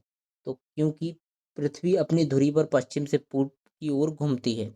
अब यहाँ पर आपके लघुत्तरीय प्रश्न दिए गए हैं। प्रश्न नंबर 15 है। 15वां प्रश्न है, इसमें पूछा गया है आर्यभट्ट यंत्र के बारे में कैसे पता चला था। तो महाराष्ट्र के विद्वान डॉक्टर भाऊ दादाजी ने सन 1864 में आर्यभट्ट की ताड़पत्र पोथियां, ठीक है, आर्यभट्ट की पत्र की पोथियां खोजी, जिससे आर्यभट्ट ग्रंथ के बारे में पता चला। अब यहाँ पर है प्रश्न नंबर 16। तो ग्रहण के बारे में प्रचलित लोक विश्वासों के बारे में लिखिए। यह प्रचलित था कि ग्रहण के समय राहु नामक राक्षस सूर्य और चंद्रमा को निगल जाता है। और इसके आगे लिखेंगे इसलिए सूर्य और चंद्र ग्रहण होता है। अब इसके आगे बढ़ेंगे तो यहाँ पर प्रश्न नंबर 17 है। आप किसी तेज चलती बस में बैठे हैं, तब आपको खिड़की के बाहर की वस्तुओं पीछे भागती क्यों दिखाई देती हैं। तो इसका उत्तर लिखेंगे हम। बस में बैठने पर वस्तुएं पीछे जाती इसलिए दिखाई देती हैं क्योंकि आप बस की एक ही गति में आगे बढ़ रहे होते हैं, जबकि सड़क किनारे की वस्तुएं स्थिर होती हैं। गति का सापेक्ष नियम यहाँ पर कार्य करता है। प्रश्न नंबर 18, विज्ञान के विभिन्न क्षेत्रों के प्राचीन भारत के अध्ययन के बारे में लिखिए। तो शून्य सहित केवल 10 अंक संकेत से भी संख्याओं को व्यक्त करना नई अंक पद्धति विकसित की। ठीक है, तो ये आपका 18 का उत्तर है। अब द्वितीय प्रश्न यहाँ से स्टार्ट होते हैं। प्रश्न नंबर 19 है। आर्यभट्ट के वैज्ञानिक योगदान के बारे में अपने विचार लिखिए। तो ग्रह नक्षत्रों के बारे में सही अवधारणाओं का ज्ञान आर्यभट्ट ने कराया। उन्होंने पृथ्वी की गति के बारे में अपने विचार खुलकर सबके सामने रखे। अब इसके आगे है, आर्यभट्ट ने ही हमारे देश को गणित और ज्योतिष के अध्ययन की नई दिशा प्रदान की। तो ये आपका 19 का उत्तर। 20 है, पृथ्वी के प्राकृतिक उपग्रह का नाम लिखते हुए उसके बारे में 10 वाक्य लिखिए। तो यहाँ पर है, चंद्रमा पृथ्वी का प्राकृतिक उपग्रह है। यह सौरमंडल का 5वां सबसे विशाल प्राकृतिक उपग्रह है। इसका आकार क्रिकेट बॉल की तरह होता है। और इसके आगे है, और यह खुद से नहीं चमकता बल्कि यह सूर्य से प्रकाश से प्रकाशित होता है। तो ये आपका यहाँ पर, ठीक है, तो ये आपका यहाँ पर कंप्लीट हो चुका है। अब इसके आगे हम देख लेते हैं पाठ 9। तो पाठ 9 आपका यहाँ पर स्टार्ट होता है, जिसका नाम है बिरसा मुंडा। क्या नाम है इसका? कक्षा 8वीं हिंदी भाषा भारती पाठ 9 बिरसा मुंडा। तो बहुविकल्पी प्रश्न दिए गए हैं। पहला प्रश्न इसमें दिया गया है, मुंडा भाषा भाषा में सिंह का क्या अर्थ है। तो इसमें हो जाएगा बी ऑप्शन, यानी सूर इसका करेक्ट आंसर। प्रश्न नंबर दूसरा, सत्याग्रह शब्द का सही संधि विच्छेद क्या है। इसका हो जाएगा बी ऑप्शन, सत्य प्लस आग्रह। तीसरा प्रश्न देखिए, तो इसमें पूछा गया चेचक फैलाने पर ग्रामवासियों को बिरसा मुंडा के विरुद्ध किसने भड़काया था। इसका हो जाएगा सी ऑप्शन सही, ओझाओं ने। अब जनजातियों के प्रमुख हथियार क्या हैं। इसका डी ऑप्शन सही हो जाएगा, भाला तीर कमान। पांचवा प्रश्न इसमें है, अदालत द्वारा जारी आज्ञा पत्र क्या कहलाता है। तो इसमें हो जाएगा वारंट या आज्ञा पत्र, सी ऑप्शन इसका सही हो जाएगा। अब यहाँ पर है आपके 6 से 10 तक रिक्त स्थान। तो प्रश्न नंबर 6, प्रथम स्वतंत्रता संग्राम सन डॉट डॉट में हुआ था। तो इसका हो जाएगा 1857। स्कूल में बिरसा अंग्रेजों की आलोचना करते थे। क्या हो गया? आलोचना। सामाजिक शब्द के मूल शब्द, इसका आंसर हो जाएगा समाज। जड़ी बूटियों में प्रयोग समास, इसमें हो जाएगा द्वंद्व समास। झाड़ फूक कर इलाज करने वाले लोगों को ओझा कहते हैं। क्या हो गया? ओझा इसका आंसर। तो ये हो गया आपका रिक्त स्थान कंप्लीट। अब हम देख लेते हैं जो आपके अति लघुत्तीय प्रश्न पूछे हैं 11 से 14 तक। तो प्रश्न नंबर 11 आता है, उपचार के लिए बिरसा मुंडा जड़ी बूटियों के उपयोग के साथ साथ क्या बताया करते थे। तो इसके उत्तर में हो जाए, बिरसा मुंडा जड़ी बूटियों के उपयोग के साथ साथ लोगों को स्वच्छता स्वास्थ्य के नियम भी बताया करते थे। प्रश्न नंबर 12, तन्मय शब्द का सही संधि विच्छेद लिखिए। तो तत् प्लस मय हो जाएगा तन्मय, व्यंजन संधि है इसमें। अब 13वां प्रश्न है, बिरसा ने चायबासा के मिशन स्कूल को क्यों छोड़ा। दासता और पराधीनता का अनुभव करने तथा अंग्रेजों की पक्षतापूर्ण नीतियों के कारण उन्होंने चायबासा के मिशन स्कूल को छोड़ दिया। अब यहाँ पर है आपका प्रश्न नंबर 14। तो प्रश्न नंबर 14 है, बिरसा मुंडा के आंदोलन को आप किस रूप में देखते हैं। बिरसा मुंडा के आंदोलन को आप हम अन्याय के विरुद्ध संघर्ष, मानवता तथा अपनी संस्कृति की रक्षा के रूप में देखते हैं। अब प्रश्न नंबर 15 से 18 तक आपके लघुत्तीय प्रश्न दिए गए हैं। तो प्रश्न नंबर 15 है, मुंडा जनजाति के लोग बिरसा को अवतार क्यों मानते थे? मुंडा जनजाति के लोग बिरसा को ईश्वर का अवतार इसलिए मानते थे क्योंकि बिरसा के जड़ी बूटियों के उपचार से रोगी बिरसा मुंडा की जड़ी बूटियों के उपचार से रोगी तुरंत ठीक हो जाते थे और वे लोग की निस्वार्थ सेवा करते थे, यानी निःशुल्क, बिना किसी पैसे के। अब प्रश्न नंबर 16, निम्नलिखित शब्दों के उचित उपसर्ग जोड़कर विलोम शब्द बनाइए। विश्वास का हो जाएगा अविश्वास, मान का अपमान, आदर का अनादर, देश का विदेश। इस प्रकार से आपको इसके आंसर लिख लेना है। अब 17 है आपका प्रश्न नंबर, बिरसा मुंडा को किस उद्देश्य से अपना आंदोलन प्रारंभ किया था? बिरसा मुंडा ने समाज को अंग्रेज और जमींदारों के अत्याचारों के शोषण से मुक्ति दिलाने तथा देश के आजाद कराने के उद्देश्य से अपना आंदोलन प्रारंभ किया। ठीक है, प्रश्न नंबर 17 कंप्लीट। अब प्रश्न नंबर 18 आता है, इसमें पूछा गया है, मुंडा आंदोलन का प्रथम स्वतंत्रता संग्राम आंदोलन 1857 का क्या प्रभाव पड़ा? तो 1857 के प्रथम स्वतंत्रता संग्राम के जनजातीय क्षेत्रों के भी ब्रिटिश शासन के विरुद्ध तीव्र आक्रोश फैला।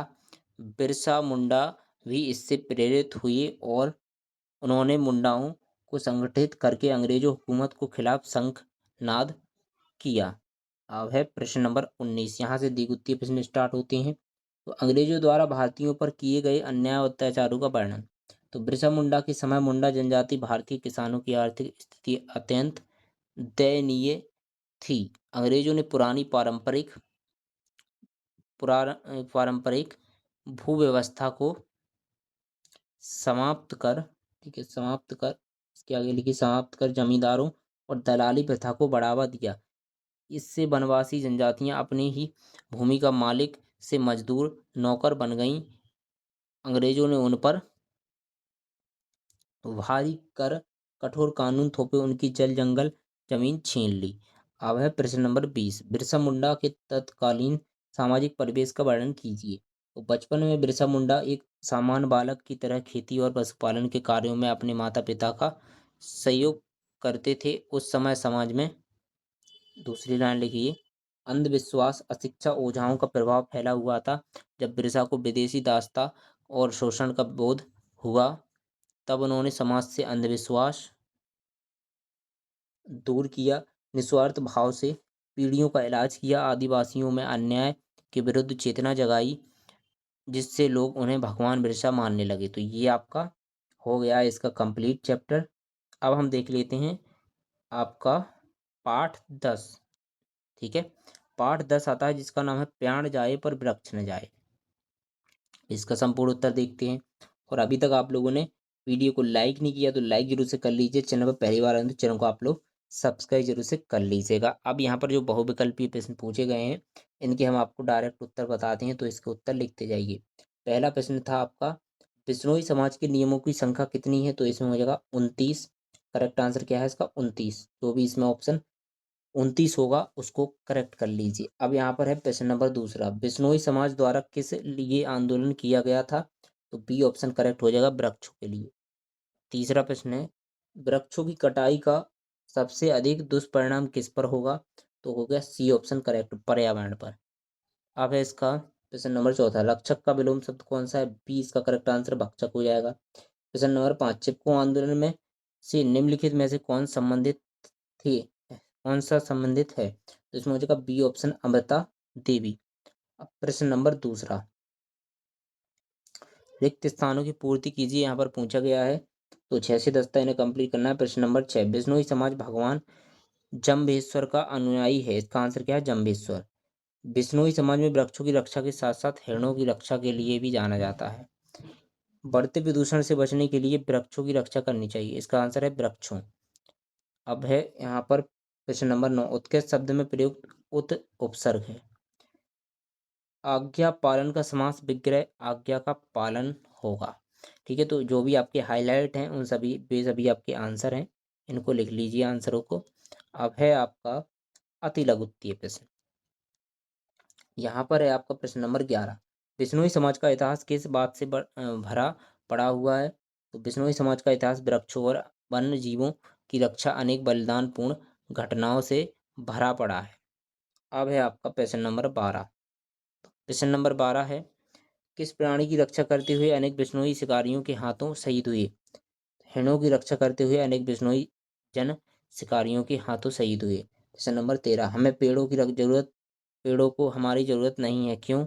वातावरण को बढ़ते प्रदूषण से बचने, जीवनदायिनी ऑक्सीजन प्राप्त करने के लिए हमें पेड़ों की आवश्यकता है, जबकि जबकि पेड़ों का अस्तित्व हमारे बिना भी संभव है। ठीक है, तो पेड़ हमारे बिना रह सकते हैं, लेकिन हम पेड़ों के बिना नहीं रह सकते, इसका मतलब ये रहा।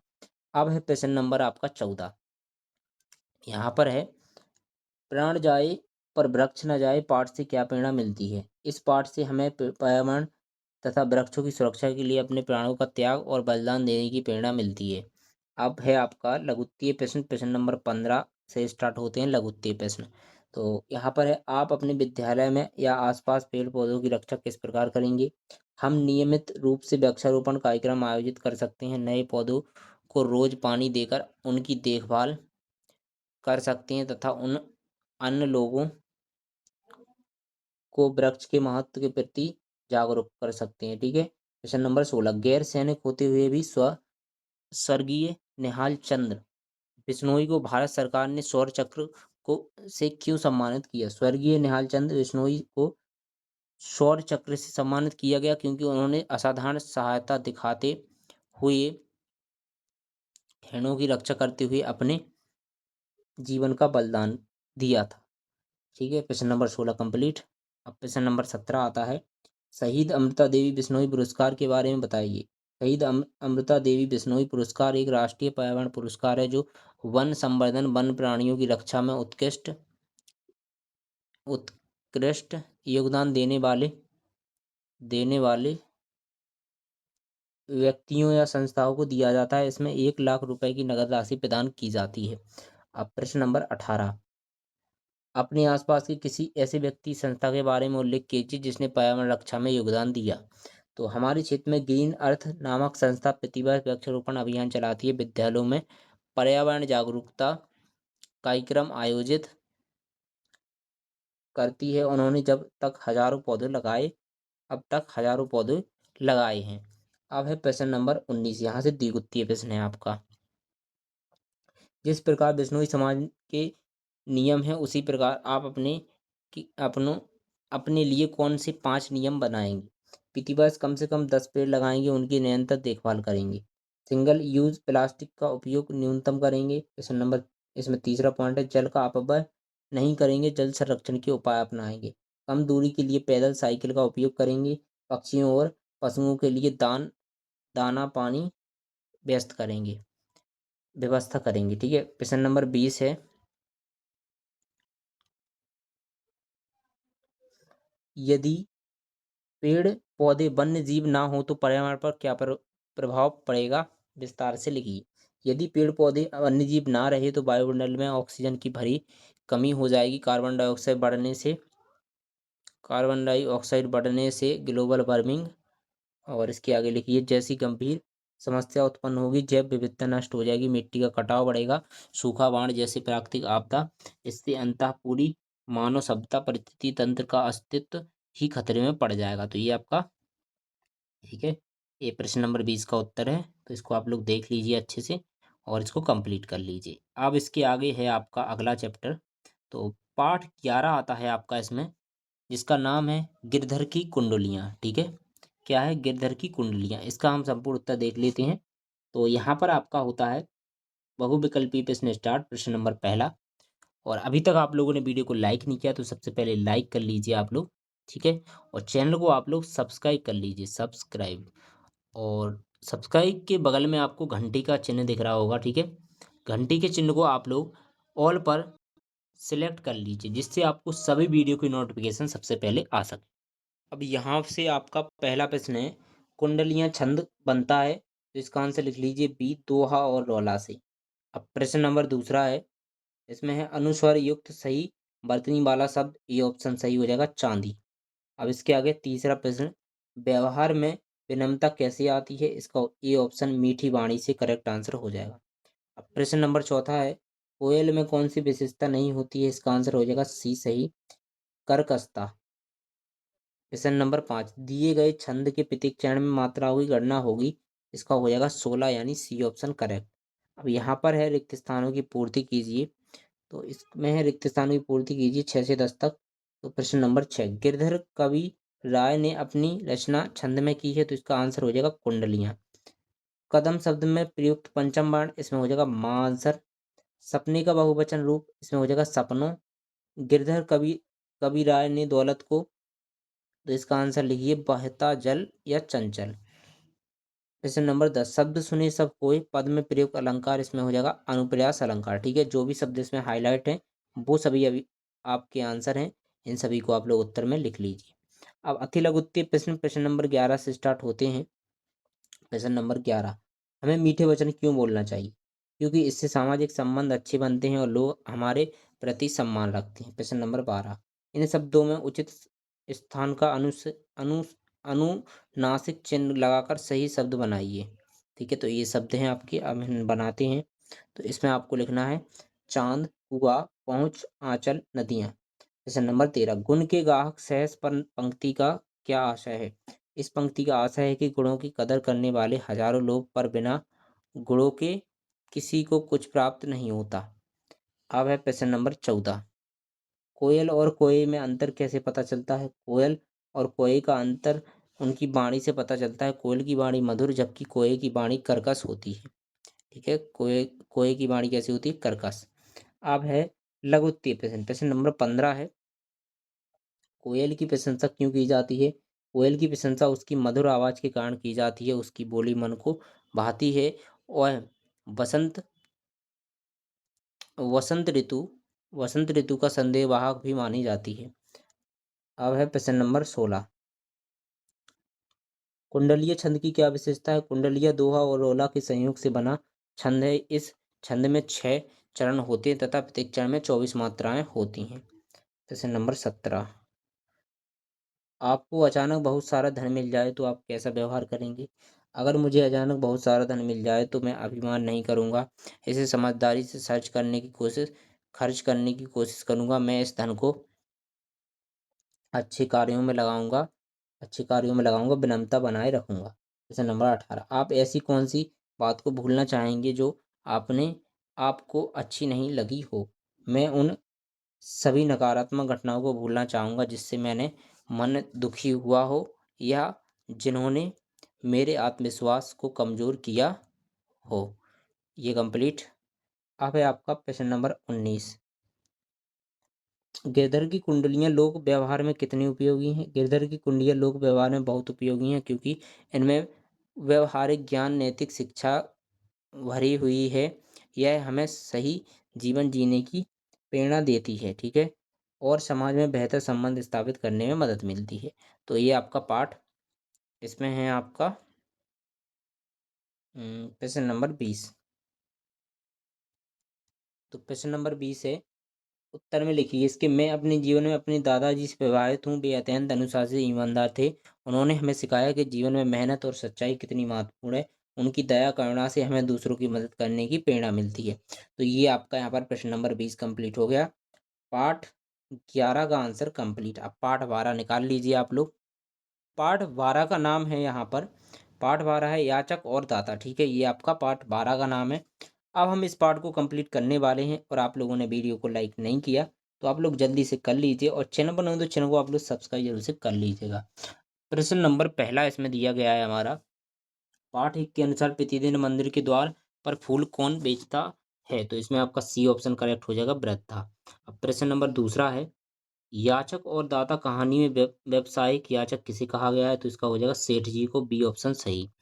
अब है तीसरा प्रश्न, होश में आने के बाद मोहन स्थिति क्यों बिगड़ने लगी? तो इसका हो जाएगा वृद्धा माँ को ना देखकर, सी ऑप्शन सही। अब इसमें है आपका प्रश्न नंबर चौथा, तो इसमें है पूछा गया है मोहन के पूर्ण स्वस्थ होने पर कौन सी प्रमुख औषधि थी? तो इसमें हो जाएगा डी ऑप्शन ममता सही। पांचवा है, ममता में ता के स्थान पर त्वा प्रत्यय लगाने से नया शब्द बनेगा। तो इसमें हो जाएगा बी ऑप्शन सही, ममत। अब है रिक्त स्थान, तो ये आपके प्रश्न नंबर दूसरे में है। तो प्रश्न नंबर 6 है, साहित्य के नोबेल पुरस्कार से सम्मानित भारतीय हैं? तो रविंद्रनाथ ठाकुर इसका करेक्ट आंसर हो जाएगा। अब प्रश्न नंबर 7, निरुत्तर शब्द में प्रयुक्त उपसर्ग, इसमें हो जाएगा निहा, सही इसका उत्तर हो जाएगा। ठीक है, प्रश्न नंबर 8 है, माँ की ममता ने डॉट डॉट काम किया, इसमें हो जाएगा औषधि। प्रश्न नंबर 9, सेठ बना रसी दास अपने बेटे के लिए वृद्धा माँ के आगे बनकर खड़े हुए, तो इसमें हो जाएगा याचक। प्रश्न नंबर 10, प्राणों के लाले पढ़ना वाक्य में शब्द भाव का संदर्भ है, याचक इसका करेक्ट आंसर हो जाएगा। अब है आपका यहाँ पर अति लघु उत्तरीय प्रश्न, प्रश्न नंबर 11। तो इसमें पूछा गया है, मेरा बच्चा बहुत बीमार है, वाक्य में उदाहरण चिन्ह लगाकर फिर से लिखिए। तो मेरा बच्चा बहुत बीमार है, इस प्रकार से लिखना है आपको। वृद्ध प्रश्न नंबर 12, वृद्धा माँ पैसों की बचत क्यों करने लगी थी? वृद्धा माँ पैसों की बचत गोद लिए बच्चे के सुखद भविष्य के लिए करने लगी थी। अब वृद्धा माँ को किस बात की आशंका थी? वृद्धा माँ को जमा किए गए पैसों की चोरी हो जाने की आशंका थी। प्रश्न नंबर 14, मोहन सेठ जी का पुत्र, इस बात का पता कैसे चला? तो मोहन के शरीर पर लाल रंग का चिन्ह देखकर सेठ जी को उसके पुत्र होने का पता चला। अब लघु उत्तरीय प्रश्न यहाँ से स्टार्ट होते हैं। तो प्रश्न नंबर 15 है, सेठ जी के हाथ पर पाँव पाँव फूलने लगे, हाथ पाँव फूलने लगे, वाक्य में रेखांकित वाक्यांश का अर्थ। हाथ पाँव फूलने का अर्थ है बहुत अधिक घबरा जाना तथा मन में डर चिंता पैदा होना। अब इन शब्दों की वर्तनी शब्द शुद्ध लिखिए। तो इसमें हो जाएगा जिजीविषा, वात्सल, दर्शनार्थियों, सहानुभूति। तो ये इसका उत्तर हो गया। प्रश्न नंबर 17 है आपका, अब यह तुम्हारा बच्चा है इसलिए इसे प्राण देकर ही बचाओगे, दूसरों के बच्चों की जान जान नहीं होती, यह कथन किसने किससे कहा और क्यों? यह कथन वृद्धि माँ ने सेठ जी से कहा, क्योंकि सेठ जी ने अपने बेटे मोहन को पहचान कर उसे बचाने का प्रयास किया, जबकि उन्होंने पहले उसकी परवाह नहीं की थी। तो प्रश्न नंबर 18 है, बच्चे के मिलने के बाद वृद्धा माँ के जीवन में क्या परिवर्तन आ गया था? बच्चे के मिलने के बाद वृद्धा माँ के जीवन में एक नया उद्देश्य आ गया, जिससे उसने अधिक मेहनत करके उसकी देखभाल की, उसकी खुशियों में अपनी खुशी देखी। तो ये आपका 18 कंप्लीट हो गया। अब प्रश्न नंबर 19 आता है। तो इसमें पूछा गया है, सेठ जी की पहचान देव भक्त धर्मात्मा के रूप में की थी में थी, आप इस बात से सहमत हैं या नहीं? कारण सहित अपने विचार लिखिए। मैं इस बात से सहमत नहीं हूँ, क्योंकि सेठ जी सिर्फ बाहरी दिखावे के लिए खुद को धर्मात्मा बनाया था, लेकिन जब वृद्धा माँ ने मदद मांगी तो उन्होंने उसे ठुकरा दिया, जो उनकी असली प्रकृति और स्वाद को दर्शाता है। अब वृद्धा माँ की आंसुओं में फूलों मकरंद, ममता की गंध, इस कथन का आशय। इस कथन का आशय यह है कि वृद्धा माँ के आंसुओं की उसकी निश्छल ममता और प्रेम की महक थी। उसने अपने संतान समान बच्चे के लिए जो त्याग और सेवा की थी, उसका परिणाम उन आंसुओं में झलक रहा था। उसके आंसू केवल दुख से नहीं थे, बल्कि सच्चे वात्सल्य, मानवता और महान त्याग के प्रतीक थे। तो यहाँ पर आपका हो चुका है पाठ 12 कंप्लीट। अब हम पाठ 13 निकाल लेते हैं, और जिन बच्चों ने वीडियो को लाइक नहीं किया तो लाइक जरूर से कर लीजिए, और फटाफट आप लोग चैनल को भी सब्सक्राइब कर लीजिएगा, जिससे आपको सभी वीडियो की नोटिफिकेशन मिल सके, और आपकी आने वाली परीक्षाओं में भी हम पूरी पूरी हेल्प करेंगे, जिससे आप लोग सब्सक्राइब जरूर से करके रख लीजिए। अब पाठ 13 आप लोग निकाल लीजिए अपनी बुक में। तो पाठ 13 आता है, जिसका नाम है, ना यह समझो कि हिंदुस्तान की तलवार सोई है। ठीक है, तो ये आपका पाठ 13 का नाम है। अब इस वीडियो में हम पाठ 13 का आंसर आपको कंप्लीट कराएंगे। तो बहुविकल्पीय प्रश्न है ये। प्रश्न नंबर पहला है, निम्नलिखित में से आगा शब्द कौन सा है? इसका बी ऑप्शन सही, विरासत। पीर रस का स्थायी भाव, डी ऑप्शन सही, उत्साह।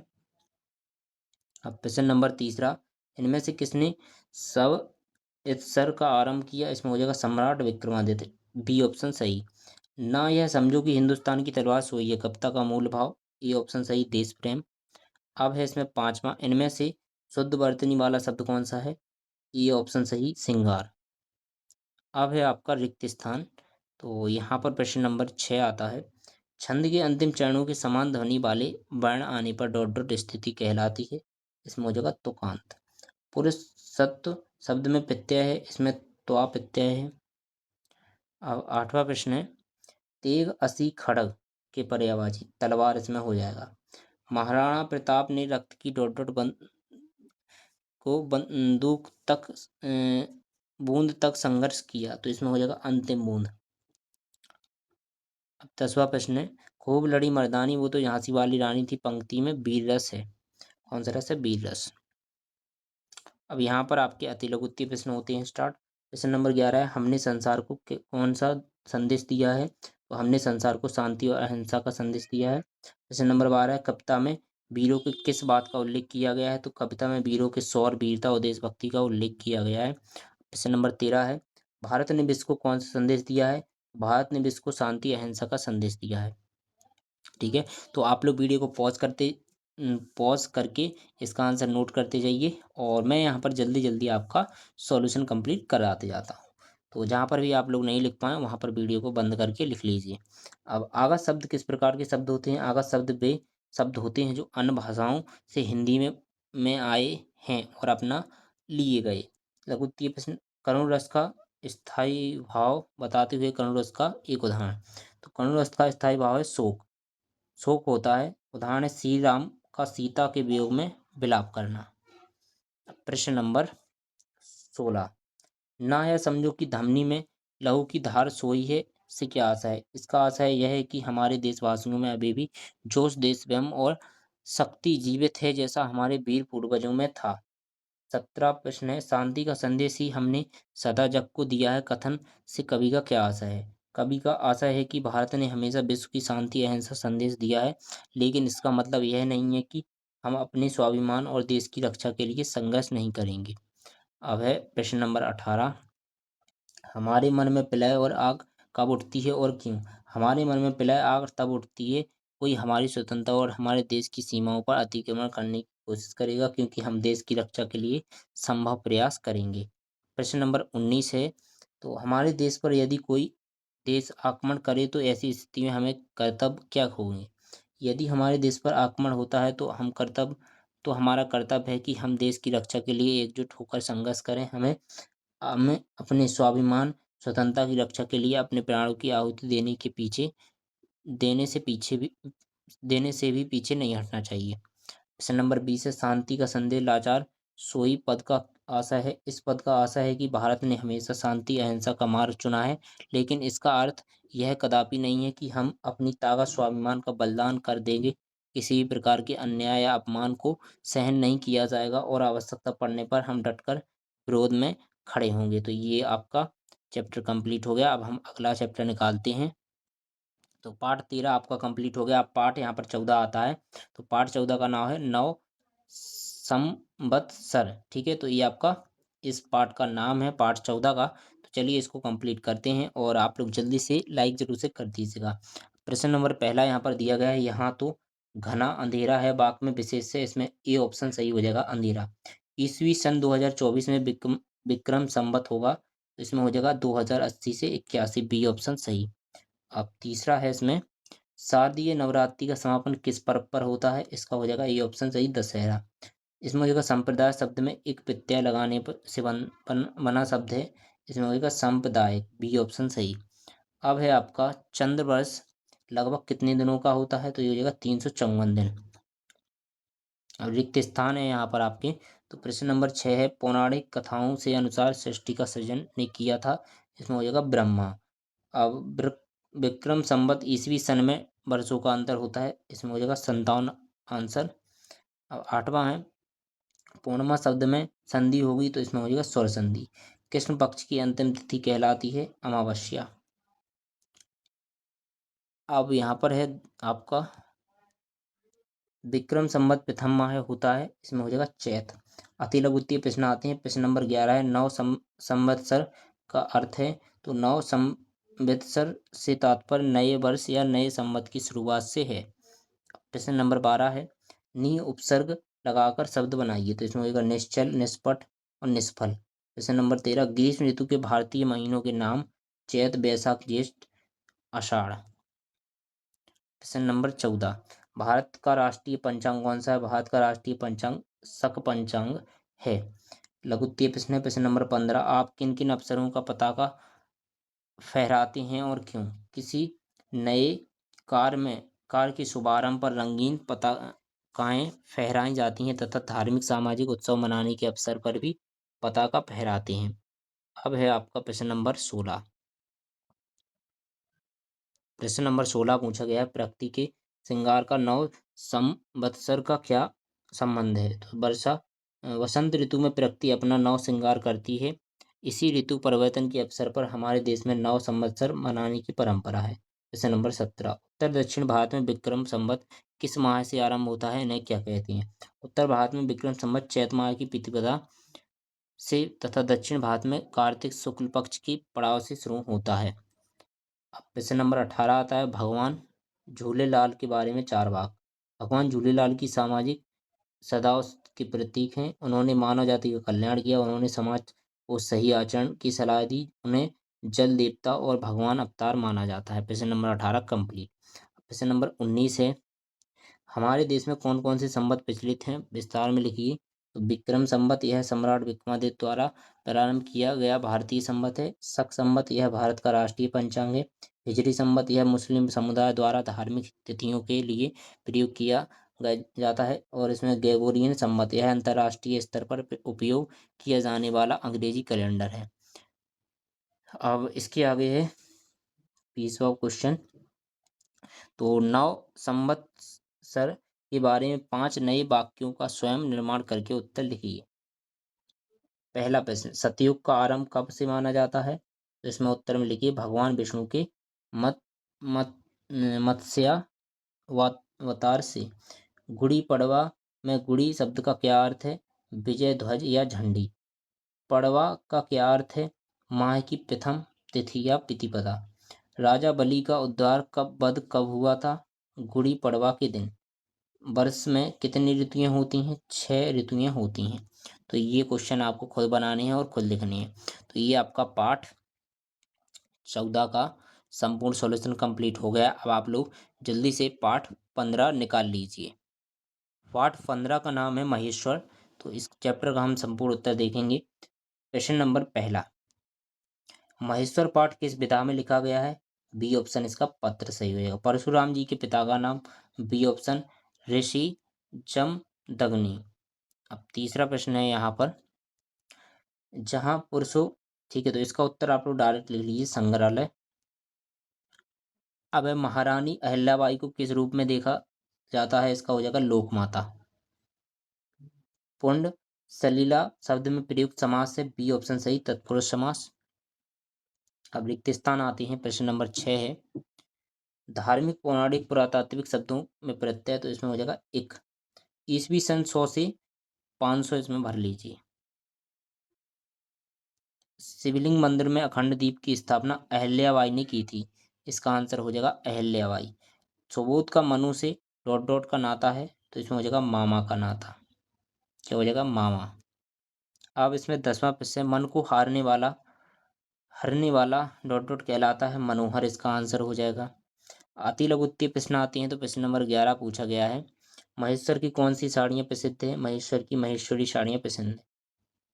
प्राग ऐतिहासिक काल से क्या आशय है? तो प्रागैतिहासिक काल का वह समय है जब लिखित इतिहास उपलब्ध नहीं था, केवल पुरातात्विक अवशेष ही प्राप्त होते थे। अब है प्रश्न नंबर 13, अनु उपसर्ग लगाकर 4 वाक्य शब्द बनाइए। अनुकरण, अनुशासन, अनुवाद, अनुज्ञा। प्रश्न नंबर 14, महेश्वर पर किस बात का सभ्यता का प्रभाव पड़ा? इस दौरान क्या क्या परिवर्तन हुआ? तो महेश्वर पर मौर्य सातवाहन गुप्तकालीन सभ्यताओं का प्रभाव पड़ा। इस दौरान भवन निर्माण के ईंटों धातुओं का प्रयोग बढ़ा। मृद भांड कला अलंकरण युक्त भवनों का विकास हुआ। अब लघुत्तीय प्रश्न यहाँ पर है। प्रश्न नंबर 15, तो पत्र के प्रमुख अंग कौन कौन से हैं? लिखिए। पत्र के प्रमुख अंग प्रेषक का पता और दिनांक, संबोधन, पत्र की प्रमुख सामग्री, विषय वस्तु, समापन और तथा हस्ताक्षर। प्रश्न नंबर 16, महेश्वर की ऐतिहासिक किन चीजों को प्रमाणित होती हैं? महेश्वर की ऐतिहासिक वहां के प्रागैतिहासिक काल के अवशेषों, पाषाण कालीन औजारों की, मिट्टी के बर्तनों तथा महेश्वर के किले एवं मंदिरों से प्रमाणित होती हैं। महेश्वर आने वाले दर्शनार्थियों अपने आप को कब धन्य समझता है?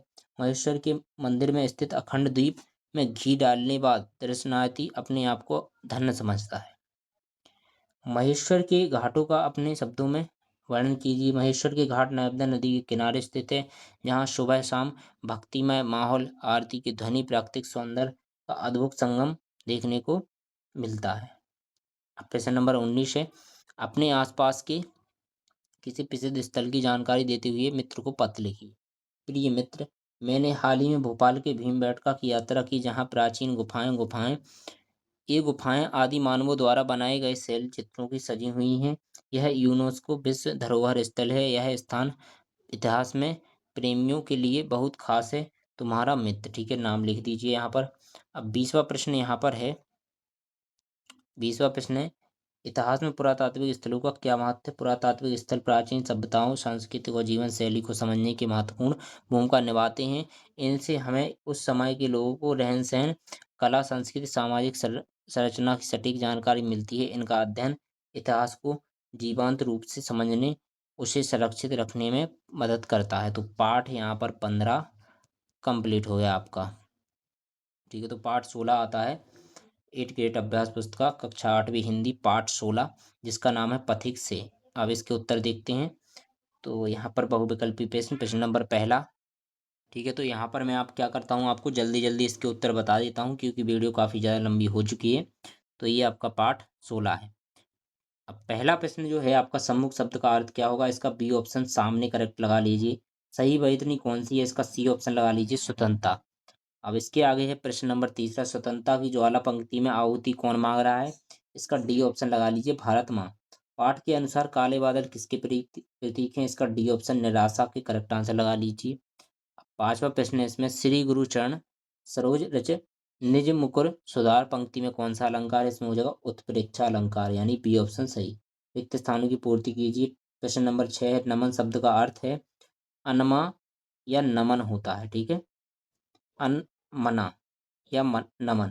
प्रश्न नंबर 7 है, जल कण कुछ ढड़लक रही होंगे पंक्ति में जल का कण, इसका आंसर हो जाएगा आंसू को कहा गया है। प्रश्न नंबर 8, आपगा, तरंगणी, तटनी, ये शब्द नदी के पर्यायवाची हैं। आंसर क्या है? नदी। सांस्कृतिक समस्या पथिक को कर्तव्य से डॉट डॉट करती हैं, इसका हो जाएगा बेमुख। पथिक से कविता की रचयिता, इसमें आंसर लिख दीजिए डॉक्टर शिवमंगल सिंह सुमन। अब है आपके अति लघु के प्रश्न। तो प्रश्न नंबर 11 है, पथिक से कविता में पथिक शब्द से किस कवि का क्या आशय है? पथिक शब्द से कवि से आशय अपने लक्ष्य की ओर निरंतर अग्रसर रहने वाले व्यक्ति से है। प्रश्न नंबर 12 देखिए, तो इसमें है, मानो झूम रहे हो तरु भी मंद पवन के झोंकों से पंक्ति में कौन सा अलंकार है? इसमें हो जाएगा उत्प्रेक्षा अलंकार। पथिक से कविता में प्रयुक्त 4 पुनरुक्त शब्द, सुन सुन, विदा विदा, पग पग, सुंदर सुंदर। अब है आपका प्रश्न नंबर 14, इस कविता में कौन कौन से प्राकृतिक सौंदर्य का वर्णन किया गया है? कवि ने कविता में नदी, झरने, पहाड़, वन के प्राकृतिक सौंदर्य का वर्णन किया है। प्रश्न नंबर 15 है, कवि ने सैनिक की विदाई के समय चित्रण किन शब्दों में किया है?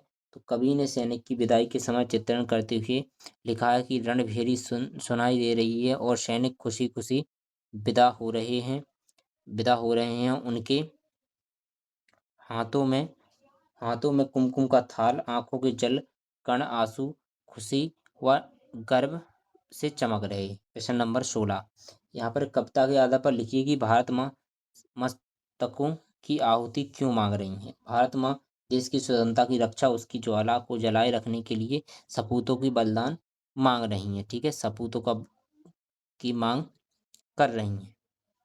प्रश्न नंबर 17, पथिक से कविता हमें क्या प्रेरणा मिलती है? तो इस कविता से हमें प्रेरणा मिलती है कि जीवन में आने वाली कठिनाइयां, बाधाओं सामना साहस और विवेक के साथ करना चाहिए। अपने कर्तव्य पर बिना रुके निरंतर बढ़ते रहना चाहिए। प्रश्न नंबर 18, हमें जीवन में कभी हार नहीं माननी चाहिए, मुसीबतों का सामना करना चाहिए। इन वाक्यों को कविता में पंक्तियों में बदलिए। तो इसमें हो जाएगा, पथ में कांटे तो होंगे ही, पथ भूल ना जाना पथिक कहीं। प्रश्न नंबर 19, आपको अपने जीवन में किन किन मुसीबतों का सामना करना पड़ा? आपने उन सब मुसीबतों का सामना कैसे किया, विस्तार से लिखिए। तो यहाँ पर उत्तर में हम लिखेंगे, मैंने अपने जीवन में मुख्य रूप से शिक्षा आर्थिक समस्याओं का सामना किया। इन परिस्थितियों में से निपटने के लिए मैंने धैर्य लगन और कड़ी मेहनत का सहारा लिया। साथ ही मुश्किल समय में परिवार, दोस्तों, मार्गदर्शन, सहयोग और भरोसा रखते हुए समस्याओं का समाधान किया। ये हो गया प्रश्न नंबर 19 कंप्लीट। अब प्रश्न नंबर 20 आता है। तो प्रश्न नंबर 20 है, देश के प्रति आपके क्या क्या कर्तव्य हैं, आप उन्हें कैसे पूर्ण करेंगे, शब्दों में लिखिए। तो देश के प्रति मेरे प्रमुख कर्तव्य देश के संविधान नियमों का पालन करना, सामाजिक कल्याण के सेवा कार्यों में भाग लेना और देश की सुरक्षा प्रगति में अपना योगदान देना। इन कर्तव्यों को पूरी ईमानदारी से अपने दैनिक जीवन में अनुशासन बनाकर समाज में एक जिम्मेदार नागरिक के रूप में कार्य करके पूरा करूंगा। तो ये हो गया आपका पाठ 16 कंप्लीट। ठीक है, अब पाठ 17 निकाल लीजिए। यहाँ पर आपका पाठ 17 जिसका नाम है वसीयत नामे का रहस्य। ठीक है, ये आपका पाठ का 17 का नाम है। तो बहुविकल्पी प्रश्न यहाँ पर दिए गए हैं। पहला प्रश्न है, शिष्य गुरु के साथ साथ गए वाक्य में कारक होगा, इसमें हो जाएगा ए ऑप्शन सही कर्म। अब है प्रश्न नंबर दूसरा, इसमें है पेड़ पर चिड़ियां बैठी हैं, रेखांकित शब्द का बहुवचन होगा, इसमें हो जाएगा सी ऑप्शन सही चिड़ियां। राजा और वृद्ध किसान में क्या समानता थी, तो इसका आंसर आप लोग लिख लीजिए, दोनों न्याय प्रिय थे। अब इसके आगे है प्रश्न नंबर चौथा, महाराजा को मरे 3 साल हो गए ऐसा किसने कहा, इसका हो जाएगा राजा के भाई ने, बी ऑप्शन सही। अब है आपका दिए गए शब्दों में से आगा शब्द कौन सा है, इसका डी ऑप्शन हो जाएगा जायदाद सही। रिक्त स्थानों की पूर्ति कीजिए। प्रश्न नंबर 6, गांव के बाहर के नीचे पंचायत बैठी, तो इसका हो जाएगा बरगद के नीचे। महाराजा के बड़े निर्भीक, इसका आंसर होगा साहसी और निडर थे। तीनों भाइयों से अपना हिस्सा लेकर चले गए, इस वाक्य में प्रयुक्त पुनरुक्त शब्द है अपना अपना, क्या हो जाएगा अपना अपना। अब है रहस्य का शब्द का अर्थ भेद हो जाएगा।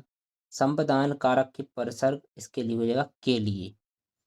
अब नेक्स्ट अति लघुत्तीय प्रश्न यहाँ से आते हैं आपके। तो प्रश्न नंबर 11 है, पाठ में महाराजा तो अंधे हो गए कहने का क्या आशय था। महाराज अपने व्यस्तता के कारण बहन के विवाह की चिंता नहीं कर रहे थे, इसलिए उसने ऐसा कहा। महाराज तक पहुंचने के लिए कुल कितने महल थे, महाराजा तक पहुंचने के लिए कुल 2 महल थे। अब है प्रश्न नंबर 13, वे सोचने लगे इतने बुद्धिमान व्यक्ति ने ऐसी वसीयत क्यों लिखी, इन दोनों वाक्यों को जोड़कर एक वाक्य बनाइए। तो वे सोचने लगे कि इतने बुद्धिमान व्यक्ति ने ऐसी वसीयत क्यों लिखी। प्रश्न नंबर 14, वृद्ध व्यक्ति के मन में क्या जिज्ञासा थी, वृद्ध व्यक्ति के मन में जिज्ञासा थी कि महाराजा के मरने पर अंधे होने की बातें क्यों कही गईं। प्रश्न नंबर 15, दूध का दूध पानी का पानी कहना मुहावरे का वाक अर्थ बताते हुए वाक्य में प्रयोग कीजिए। अब अर्थ है इसका उचित निर्णय करना, वाक्य है इसका न्यायाधीश ने मामले का दूध और पानी का पानी कर दिया। प्रश्न नंबर 16, पाठ में महाराजा द्वारा किए गए निर्णय से आप क्या सहमत हैं, आप यहाँ हाँ तो क्यों, नहीं तो क्यों। मैं मैं महाराजा द्वारा किए गए निर्णय से सहमत हूँ क्योंकि उन्हें चालाकी बुद्धिमानी से असली दोषी को पहचान कर निष्पक्ष किया। अब प्रश्न नंबर 17, वसीयतनामे का रहस्य पाठ के अनुसार चारों भाइयों में से कौन सा भाई लालची था और क्यों।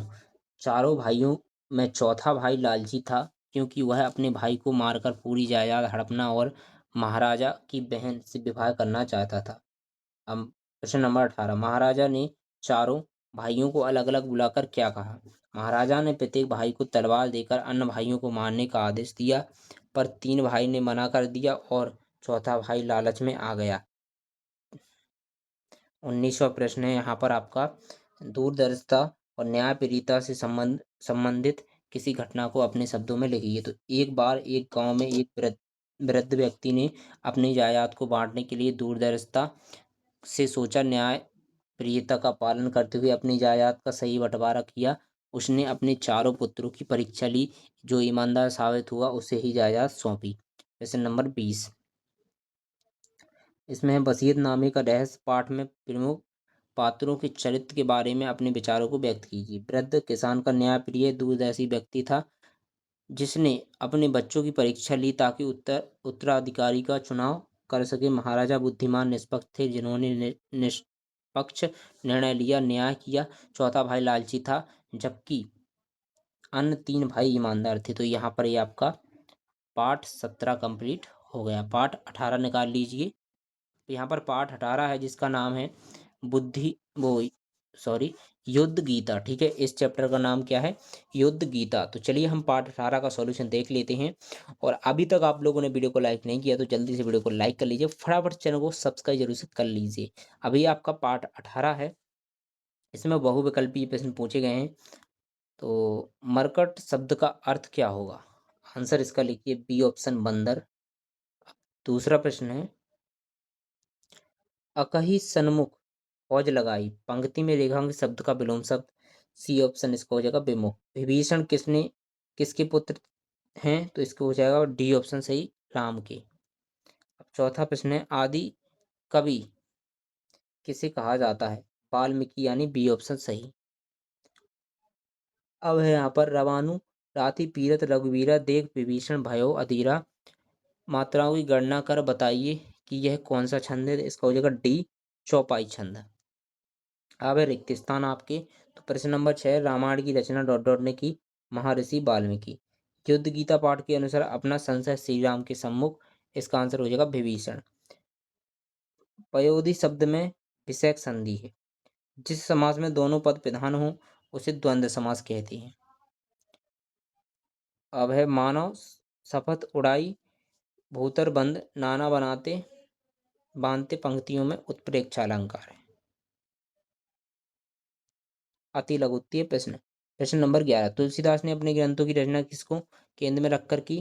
तुलसीदास ने अपने ग्रंथों की रचना श्री राम को केंद्र में रखकर की। श्री राम ने धर्मरथ का सारथी किसे बताया? श्री राम ने धर्मरथ का सारथी विवेक को बताया। प्रश्न नंबर 13, नाथ नरथ नहीं तनपत्रा कही विधि जीतब वीर बलवाना, पंक्ति का अपने शब्दों में आशा लिखना है। इस पंक्ति का अर्थ है कि हे नाथ, ना आपके पास रथ है, ना ही तन की सुरक्षा के साधन, तो आप इस वीर और बलशाली शत्रु को कैसे जीतेंगे? प्रश्न नंबर 14, रावण ने युद्ध भूमि में आकर क्यों घोषणा की थी? रावण ने युद्ध भूमि में आकर घोषणा की थी कि वह श्री राम को पराजित करेगा और अपनी बहन के अपमान का बदला लेगा। अब प्रश्न नंबर 15, राम रावण युद्ध के समय विभीषण क्यों चिंतित थे? विभीषण चिंतित थे क्योंकि रावण के पास चतुरंगी सेना और अपार शक्ति, जबकि श्री राम के पास ना तो रथ था और ना ही बहुत बड़ी सेना। इसलिए चिंता थी कि श्री राम इस युद्ध को कैसे जीतेंगे। चतुरंग सेना ने से आप क्या समझते हैं? चतुरंगी सेना से चार प्रकार की युद्ध टुकड़ियां वाली सेना होती हैं, जिसमें पैदल सेना, हाथी, रथ और घुड़सवार शामिल होते हैं। अब है प्रश्न नंबर 17, सिंह शब्द के दो पर्यायवाची लिखते हुए उनका वाक्य में प्रयोग कीजिए। तो इसमें हो जाएगा व्यग्र, जंगल में एक व्यग्र गरज रहा था। केसरी, वह युद्ध में केसरी के समान साहसी था। प्रश्न नंबर 18, बल विवेक दम फरहित घोरे, क्षमा कृपा समता जोरे, उपयुक्त पंक्ति का भावार्थ। इस पंक्ति में भावार्थ है कि धर्मरथ के लिए बल विवेक धैर्य, दूसरों का भला, क्षमा कोणा, समानता की भावना अत्यंत आवश्यक होती है। ये गुण रथ के विभिन्न अंगों के समान है जो इसे मजबूत बनाते हैं। प्रश्न नंबर 19, प्राचीन काल में होने वाले युद्ध वर्तमान युद्ध में क्या क्या अंतर है, विस्तार में लिखिए। प्राचीन काल में युद्ध धर्म, नैतिकता और पारंपरिक हथियारों से लड़े जाते थे, जबकि आज की युद्ध में आधुनिक तकनीक, मिसाइल और परमाणु हथियारों का उपयोग होता है। पुराने युद्ध में नियमों का पालन होता था, जबकि आज के युद्ध में राजनीतिक और संस्कृति की होड़ में आधारित होते हैं। प्रश्न नंबर 20, यहाँ पर है रावण की सेना विषय में विस्तार लिखिए। रावण की सेना बहुत ही बड़ी शक्तिशाली थी। इसमें चतुरंगी सेना थी, इसमें पैदल साथी हाथी पैदल थे, कुछ हाथी थे और रथ थे, घुड़सवार थे शामिल थे।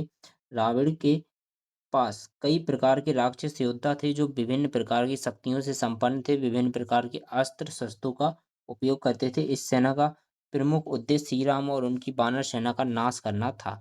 तो ये हो गया आपका पाठ 18 कंप्लीट। निकाल लीजिए आप लोग यहाँ पर पाठ 19, जिसका नाम है बहादुर बेटा। ठीक है, तो पाठ 19 का नाम है बहादुर बेटा। पहला प्रश्न इसमें है बहादुर बेटा पाठ की विधा है, इसमें लिखिए डी ऑप्शन एकांकी। अब दूसरा प्रश्न है हे भगवान, ठीक है, इसमें क्या है हे भगवान, वाक्यांश में विराम चिन्ह लगेगा तो इसका हो जाएगा सी ऑप्शन सही, विस्मय बोधक। नदियों में बाढ़ का मुख्य कारण क्या है, इसमें हो जाएगा अति वृष्टि, सी ऑप्शन सही। चौथा प्रश्न है अनुपस्थिति शब्द में प्रयुक्त उपसर्ग कौन सा है होगा, तो इसमें हो जाएगा ए ऑप्शन सही अनु। प्रश्न नंबर 5, इसमें है मानव जीवन को स्वास्थ्य की रक्षा करने वाली अंतर्राष्ट्रीय संस्था कौन सी है, इसमें हो जाएगा रेड क्रॉस। अब रिक्त स्थान आते हैं आपके। प्रश्न नंबर 6, बहादुर बेटा पाठ सहयोग की भावना को रेखांकित करता है। संदीप और मधुर रिश्ता भाई बहन, इसका आंसर हो जाएगा। 8वें में हो जाएगा प्राथमिक उपचार, और 9वें में आंसर हो जाएगा योजक, 10वें में हो जाएगा कड़वाहट। ठीक है, तो अब मैं क्या करता हूँ आंसर आपको बता देता हूँ। तो प्रश्न नंबर 11, जिसमें प्रश्न पूछा गया नाक शब्द का प्रयोग करके मुहावरा बनाइए, उसका अर्थ भी लिखिए। तो मुहावरा हो जाएगा नाक में दम करना, अर्थ हो जाएगा बहुत परेशान करना। बेटा शब्द के दो पर्यायवाची पुत्र और सुत। प्रश्न नंबर 13 है रेड क्रॉस सदस्यों को कैसे पहचाना जा सकता है, तो इसका आंसर यहाँ पर लिख लीजिए, ये दिया गया है। ठीक है, अब है काम करने को तो यहाँ भी बहुत है, चाहो तो तुम घर पर जाकर चंदा इकट्ठा कर सकते हो, यह किससे कहा, यह बाक मधुर ने कुलदीप से कहा। प्रश्न नंबर 15, ठीक है, तो प्राकृतिक आपदाएं किसे कहती हैं, किन्हीं 4 प्राकृतिक आपदाओं के नाम। तो प्राकृतिक आपदाएं प्राकृतिक घटनाएं अचानक घटित होती हैं, व्यापक पैमाने पर जान माल का नुकसान पहुंचाती हैं। 4 प्राकृतिक आपदाएं बाढ़, भूकंप, तूफान, सूखा। मैं नदी के पास क्यों जाऊं, वह तो खुद ही हमारे पास आ गई, इसका आशय। इस पंक्ति का आशय है कि बाढ़ का पानी इतना बढ़ चुका है कि नदी जलमग्न होकर बस्तियों तक पहुंच चुकी है, इसलिए नदी के पास जाने की आवश्यकता नहीं है। अब 17वां प्रश्न है आपदाग्रस्त लोगों की मदद के लिए क्या करना चाहिए। आपदाग्रस्त लोगों की मदद के लिए उन्हें सुरक्षित स्थान पर पहुंचाना चाहिए, भोजन, स्वच्छ पानी, कपड़े, दवाइयाँ और आश्रय की व्यवस्था करना चाहिए। बहादुर बेटा पाठ को कौन सा पात्र आपको अच्छा लगा। मुझे संदीप बहादुर बेटा का पात्र सबसे अच्छा लगा, क्योंकि उसने अपने विपरीत एवं कठिन परिस्थितियों में भी हिम्मत नहीं हारी और निस्वार्थ भाव से बाढ़ पीड़ितों की मदद करने का साहसिक निर्णय लिया। 19वां प्रश्न है बाढ़ पीड़ितों की कोई 5 समस्याएं लिखी। घरों का नष्ट और बेघर होना, खाद्य सामग्री राशन की भारी कमी, पीने से स्वच्छ पानी का अभाव, संक्रामक बीमारी और महामारी का फैलना, परिवहन और संचार व्यवस्था का टफ होना। अब 20वां प्रश्न है यहाँ पर बाढ़ से बचने के लिए यदि अन्य स्थान पर जा रहे हैं तो अपने साथ क्या क्या लेकर जाएं। जरूरी दस्तावेज और शैक्षणिक सामग्री, सूखा भोजन, पीने का शुद्ध पानी, आवश्यक कपड़े, प्राथमिक चिकित्सा दवाइयाँ, टॉर्च, मोबाइल, पावर बैंक, कुछ आवश्यक नगद राशि। ठीक है, तो ये हो गया आपका पाठ 19 बहादुर बेटा कंप्लीट। अब है आपका पाठ 20, जिसका नाम है नन्ना सत्याग्रही। ठीक है, तो इसको कंप्लीट करते हैं। प्रश्न नंबर पहला अखबार वाले को भनक पड़ गई कि तिल का ताड़ बनेगा, वाक्य में रेखांकित वाक्यांश है, ये ऑप्शन इसका सही मुहावरा। दूसरे में आपका करेक्ट आंसर हो जाएगा सी नई। तीसरे में इसका सही आंसर हो जाएगा थानेदार ने शपथ लगा दी थी। और चौथे प्रश्न में सही आंसर हो जाएगा सी मित्रों ने। 5वें का हो जाएगा सी ऑप्शन सही भाववाचक। इसके आगे है रिक्त स्थानों की पूर्ति कीजिए, प्रश्न नंबर 6। तो इसमें है आपका बालक मोहन के सिद्धांतों से प्रेरित था, इसमें हो जाएगा गांधी जी। मोहन की माँ को ने जाकर सारी बात बताई, इसमें हो जाएगा गुल्लू। मोहन ने शेर सिंह के विरोध के लिए सत्याग्रह किया। पुलिस वाला शब्द में बाला प्रत्यय है। जब कर्ता किसी कार्य को अन्य द्वारा संपन्न करता है वहां होता है प्रेरणार्थक क्रिया होती है। प्रश्न नंबर 11 का उत्तर आप लोग यहाँ पर पूछा गया है। प्रश्न में मोहन की तख्ती के पन्ने का क्या लिखा था। तख्ती पर लिखा था कि अत्याचार को सहना उसे बढ़ावा देना है। गांधी जयंती का कब मनाई जाती है, 2 अक्टूबर को। किन्हीं 2 राष्ट्रीय त्योहारों के नाम, स्वतंत्रता दिवस 15 अगस्त, गणतंत्र दिवस 26 जनवरी। अब अत्याचार शब्द का संधि विच्छेद अति प्लस आचार, अत्याचार। पाठ में आए किन्हीं 3 मुहावरों को छांट कर लिखिए। तो पहाड़ टूटना टूट पड़ना, टस से मस ना होना, तिल का ताड़ बनाना। पाठ में आए उर्दू भाषा के किन्हीं 3 शब्दों को छाँटकर लिखिए, वाक्य में प्रयोग कीजिए। सलूक, गांधी जी ने सबके साथ समान सलूक करने की शिक्षा की। कसूर, वह अपने किए गए कसूर के लिए माफ़ी माँग रहा था। दफ़ा, उन्होंने उस मामले को दफ़ा करने की कोशिश की। 17 क्वेश्चन है, किस कारण से शेर सिंह को मोहन को पीट दिया था?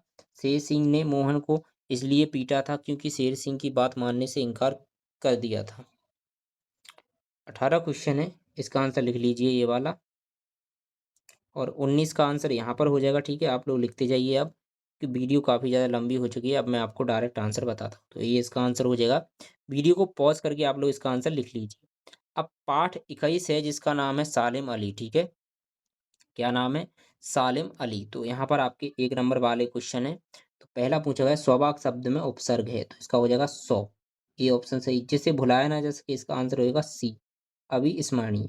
तीसरा है, सालिम अली की पहचान किस रूप में हुई? इसका हो जाएगा सी ऑप्शन सही, पक्षी प्रेमी।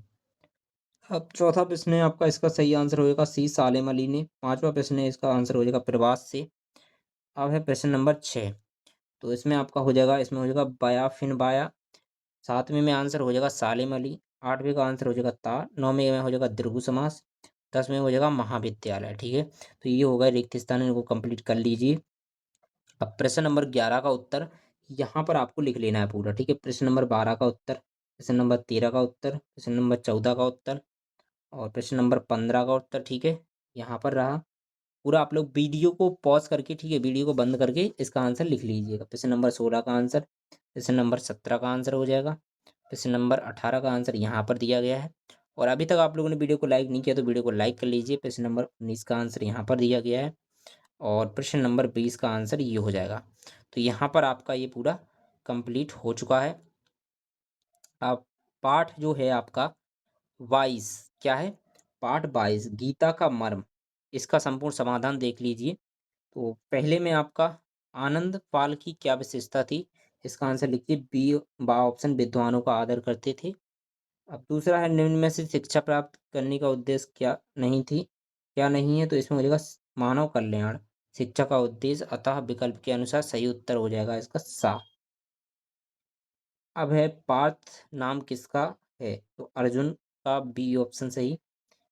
आप व्यर्थ में ही कष्ट कर रहे हैं, वाक्य में सर्वनाम शब्द, सा ऑप्शन सही। पांचवे में आपका ऑप्शन सही, धनु प्लस धर। अब रिक्त स्थान यहाँ से आते हैं, तो पहले रिक्त स्थान में आपको कृष्ण भरना है, दूसरे रिक्त स्थान में 700, और इसके आगे तीसरे रिक्त स्थान में आपको बाचाल, और चौथे रिक्त स्थान में आ भरना है।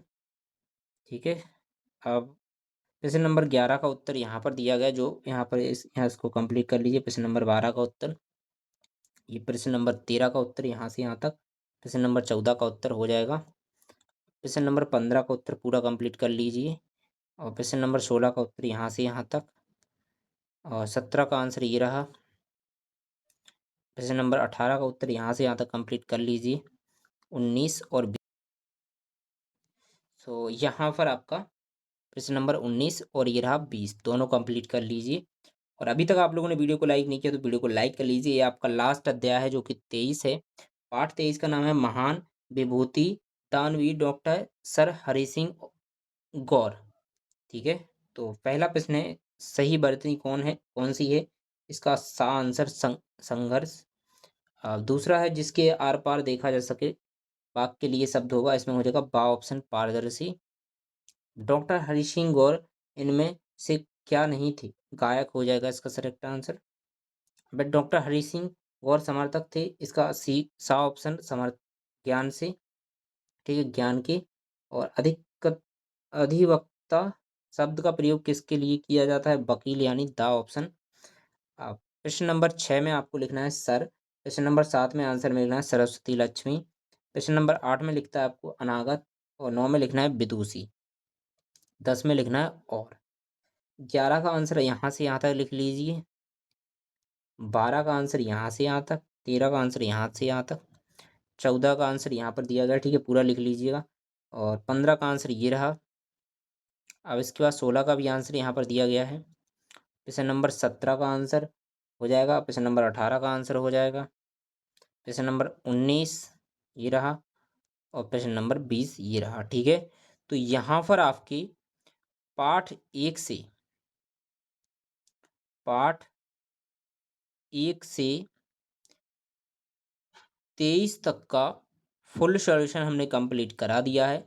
अब आप लोग वीडियो को लाइक ज़रूर से कर दीजिए और चैनल में पहली बार आए तो चैनल को आप लोग सब्सक्राइब कर देना और दोस्तों में भी शेयर कर देना। अगर आपको और कोई सब्जेक्ट का भी सॉल्यूशन चाहिए तो आप हमें कमेंट बॉक्स कमेंट कर दीजिए। एक ही वीडियो में हम पूरा सॉल्यूशन कंप्लीट करा देंगे। तो इस वीडियो में हमने आपका भाषा भारती का पूरा सॉल्यूशन कंप्लीट करा दिया है। आप लोग जल्दी से कर लीजिएगा और कमेंट बॉक्स कमेंट करके बताइए वीडियो कैसी लगी है। मिलते हैं इस नेक्स्ट वीडियो के साथ दोस्तों, तब तक के लिए बाय बाय। जय हिंद दोस्तों।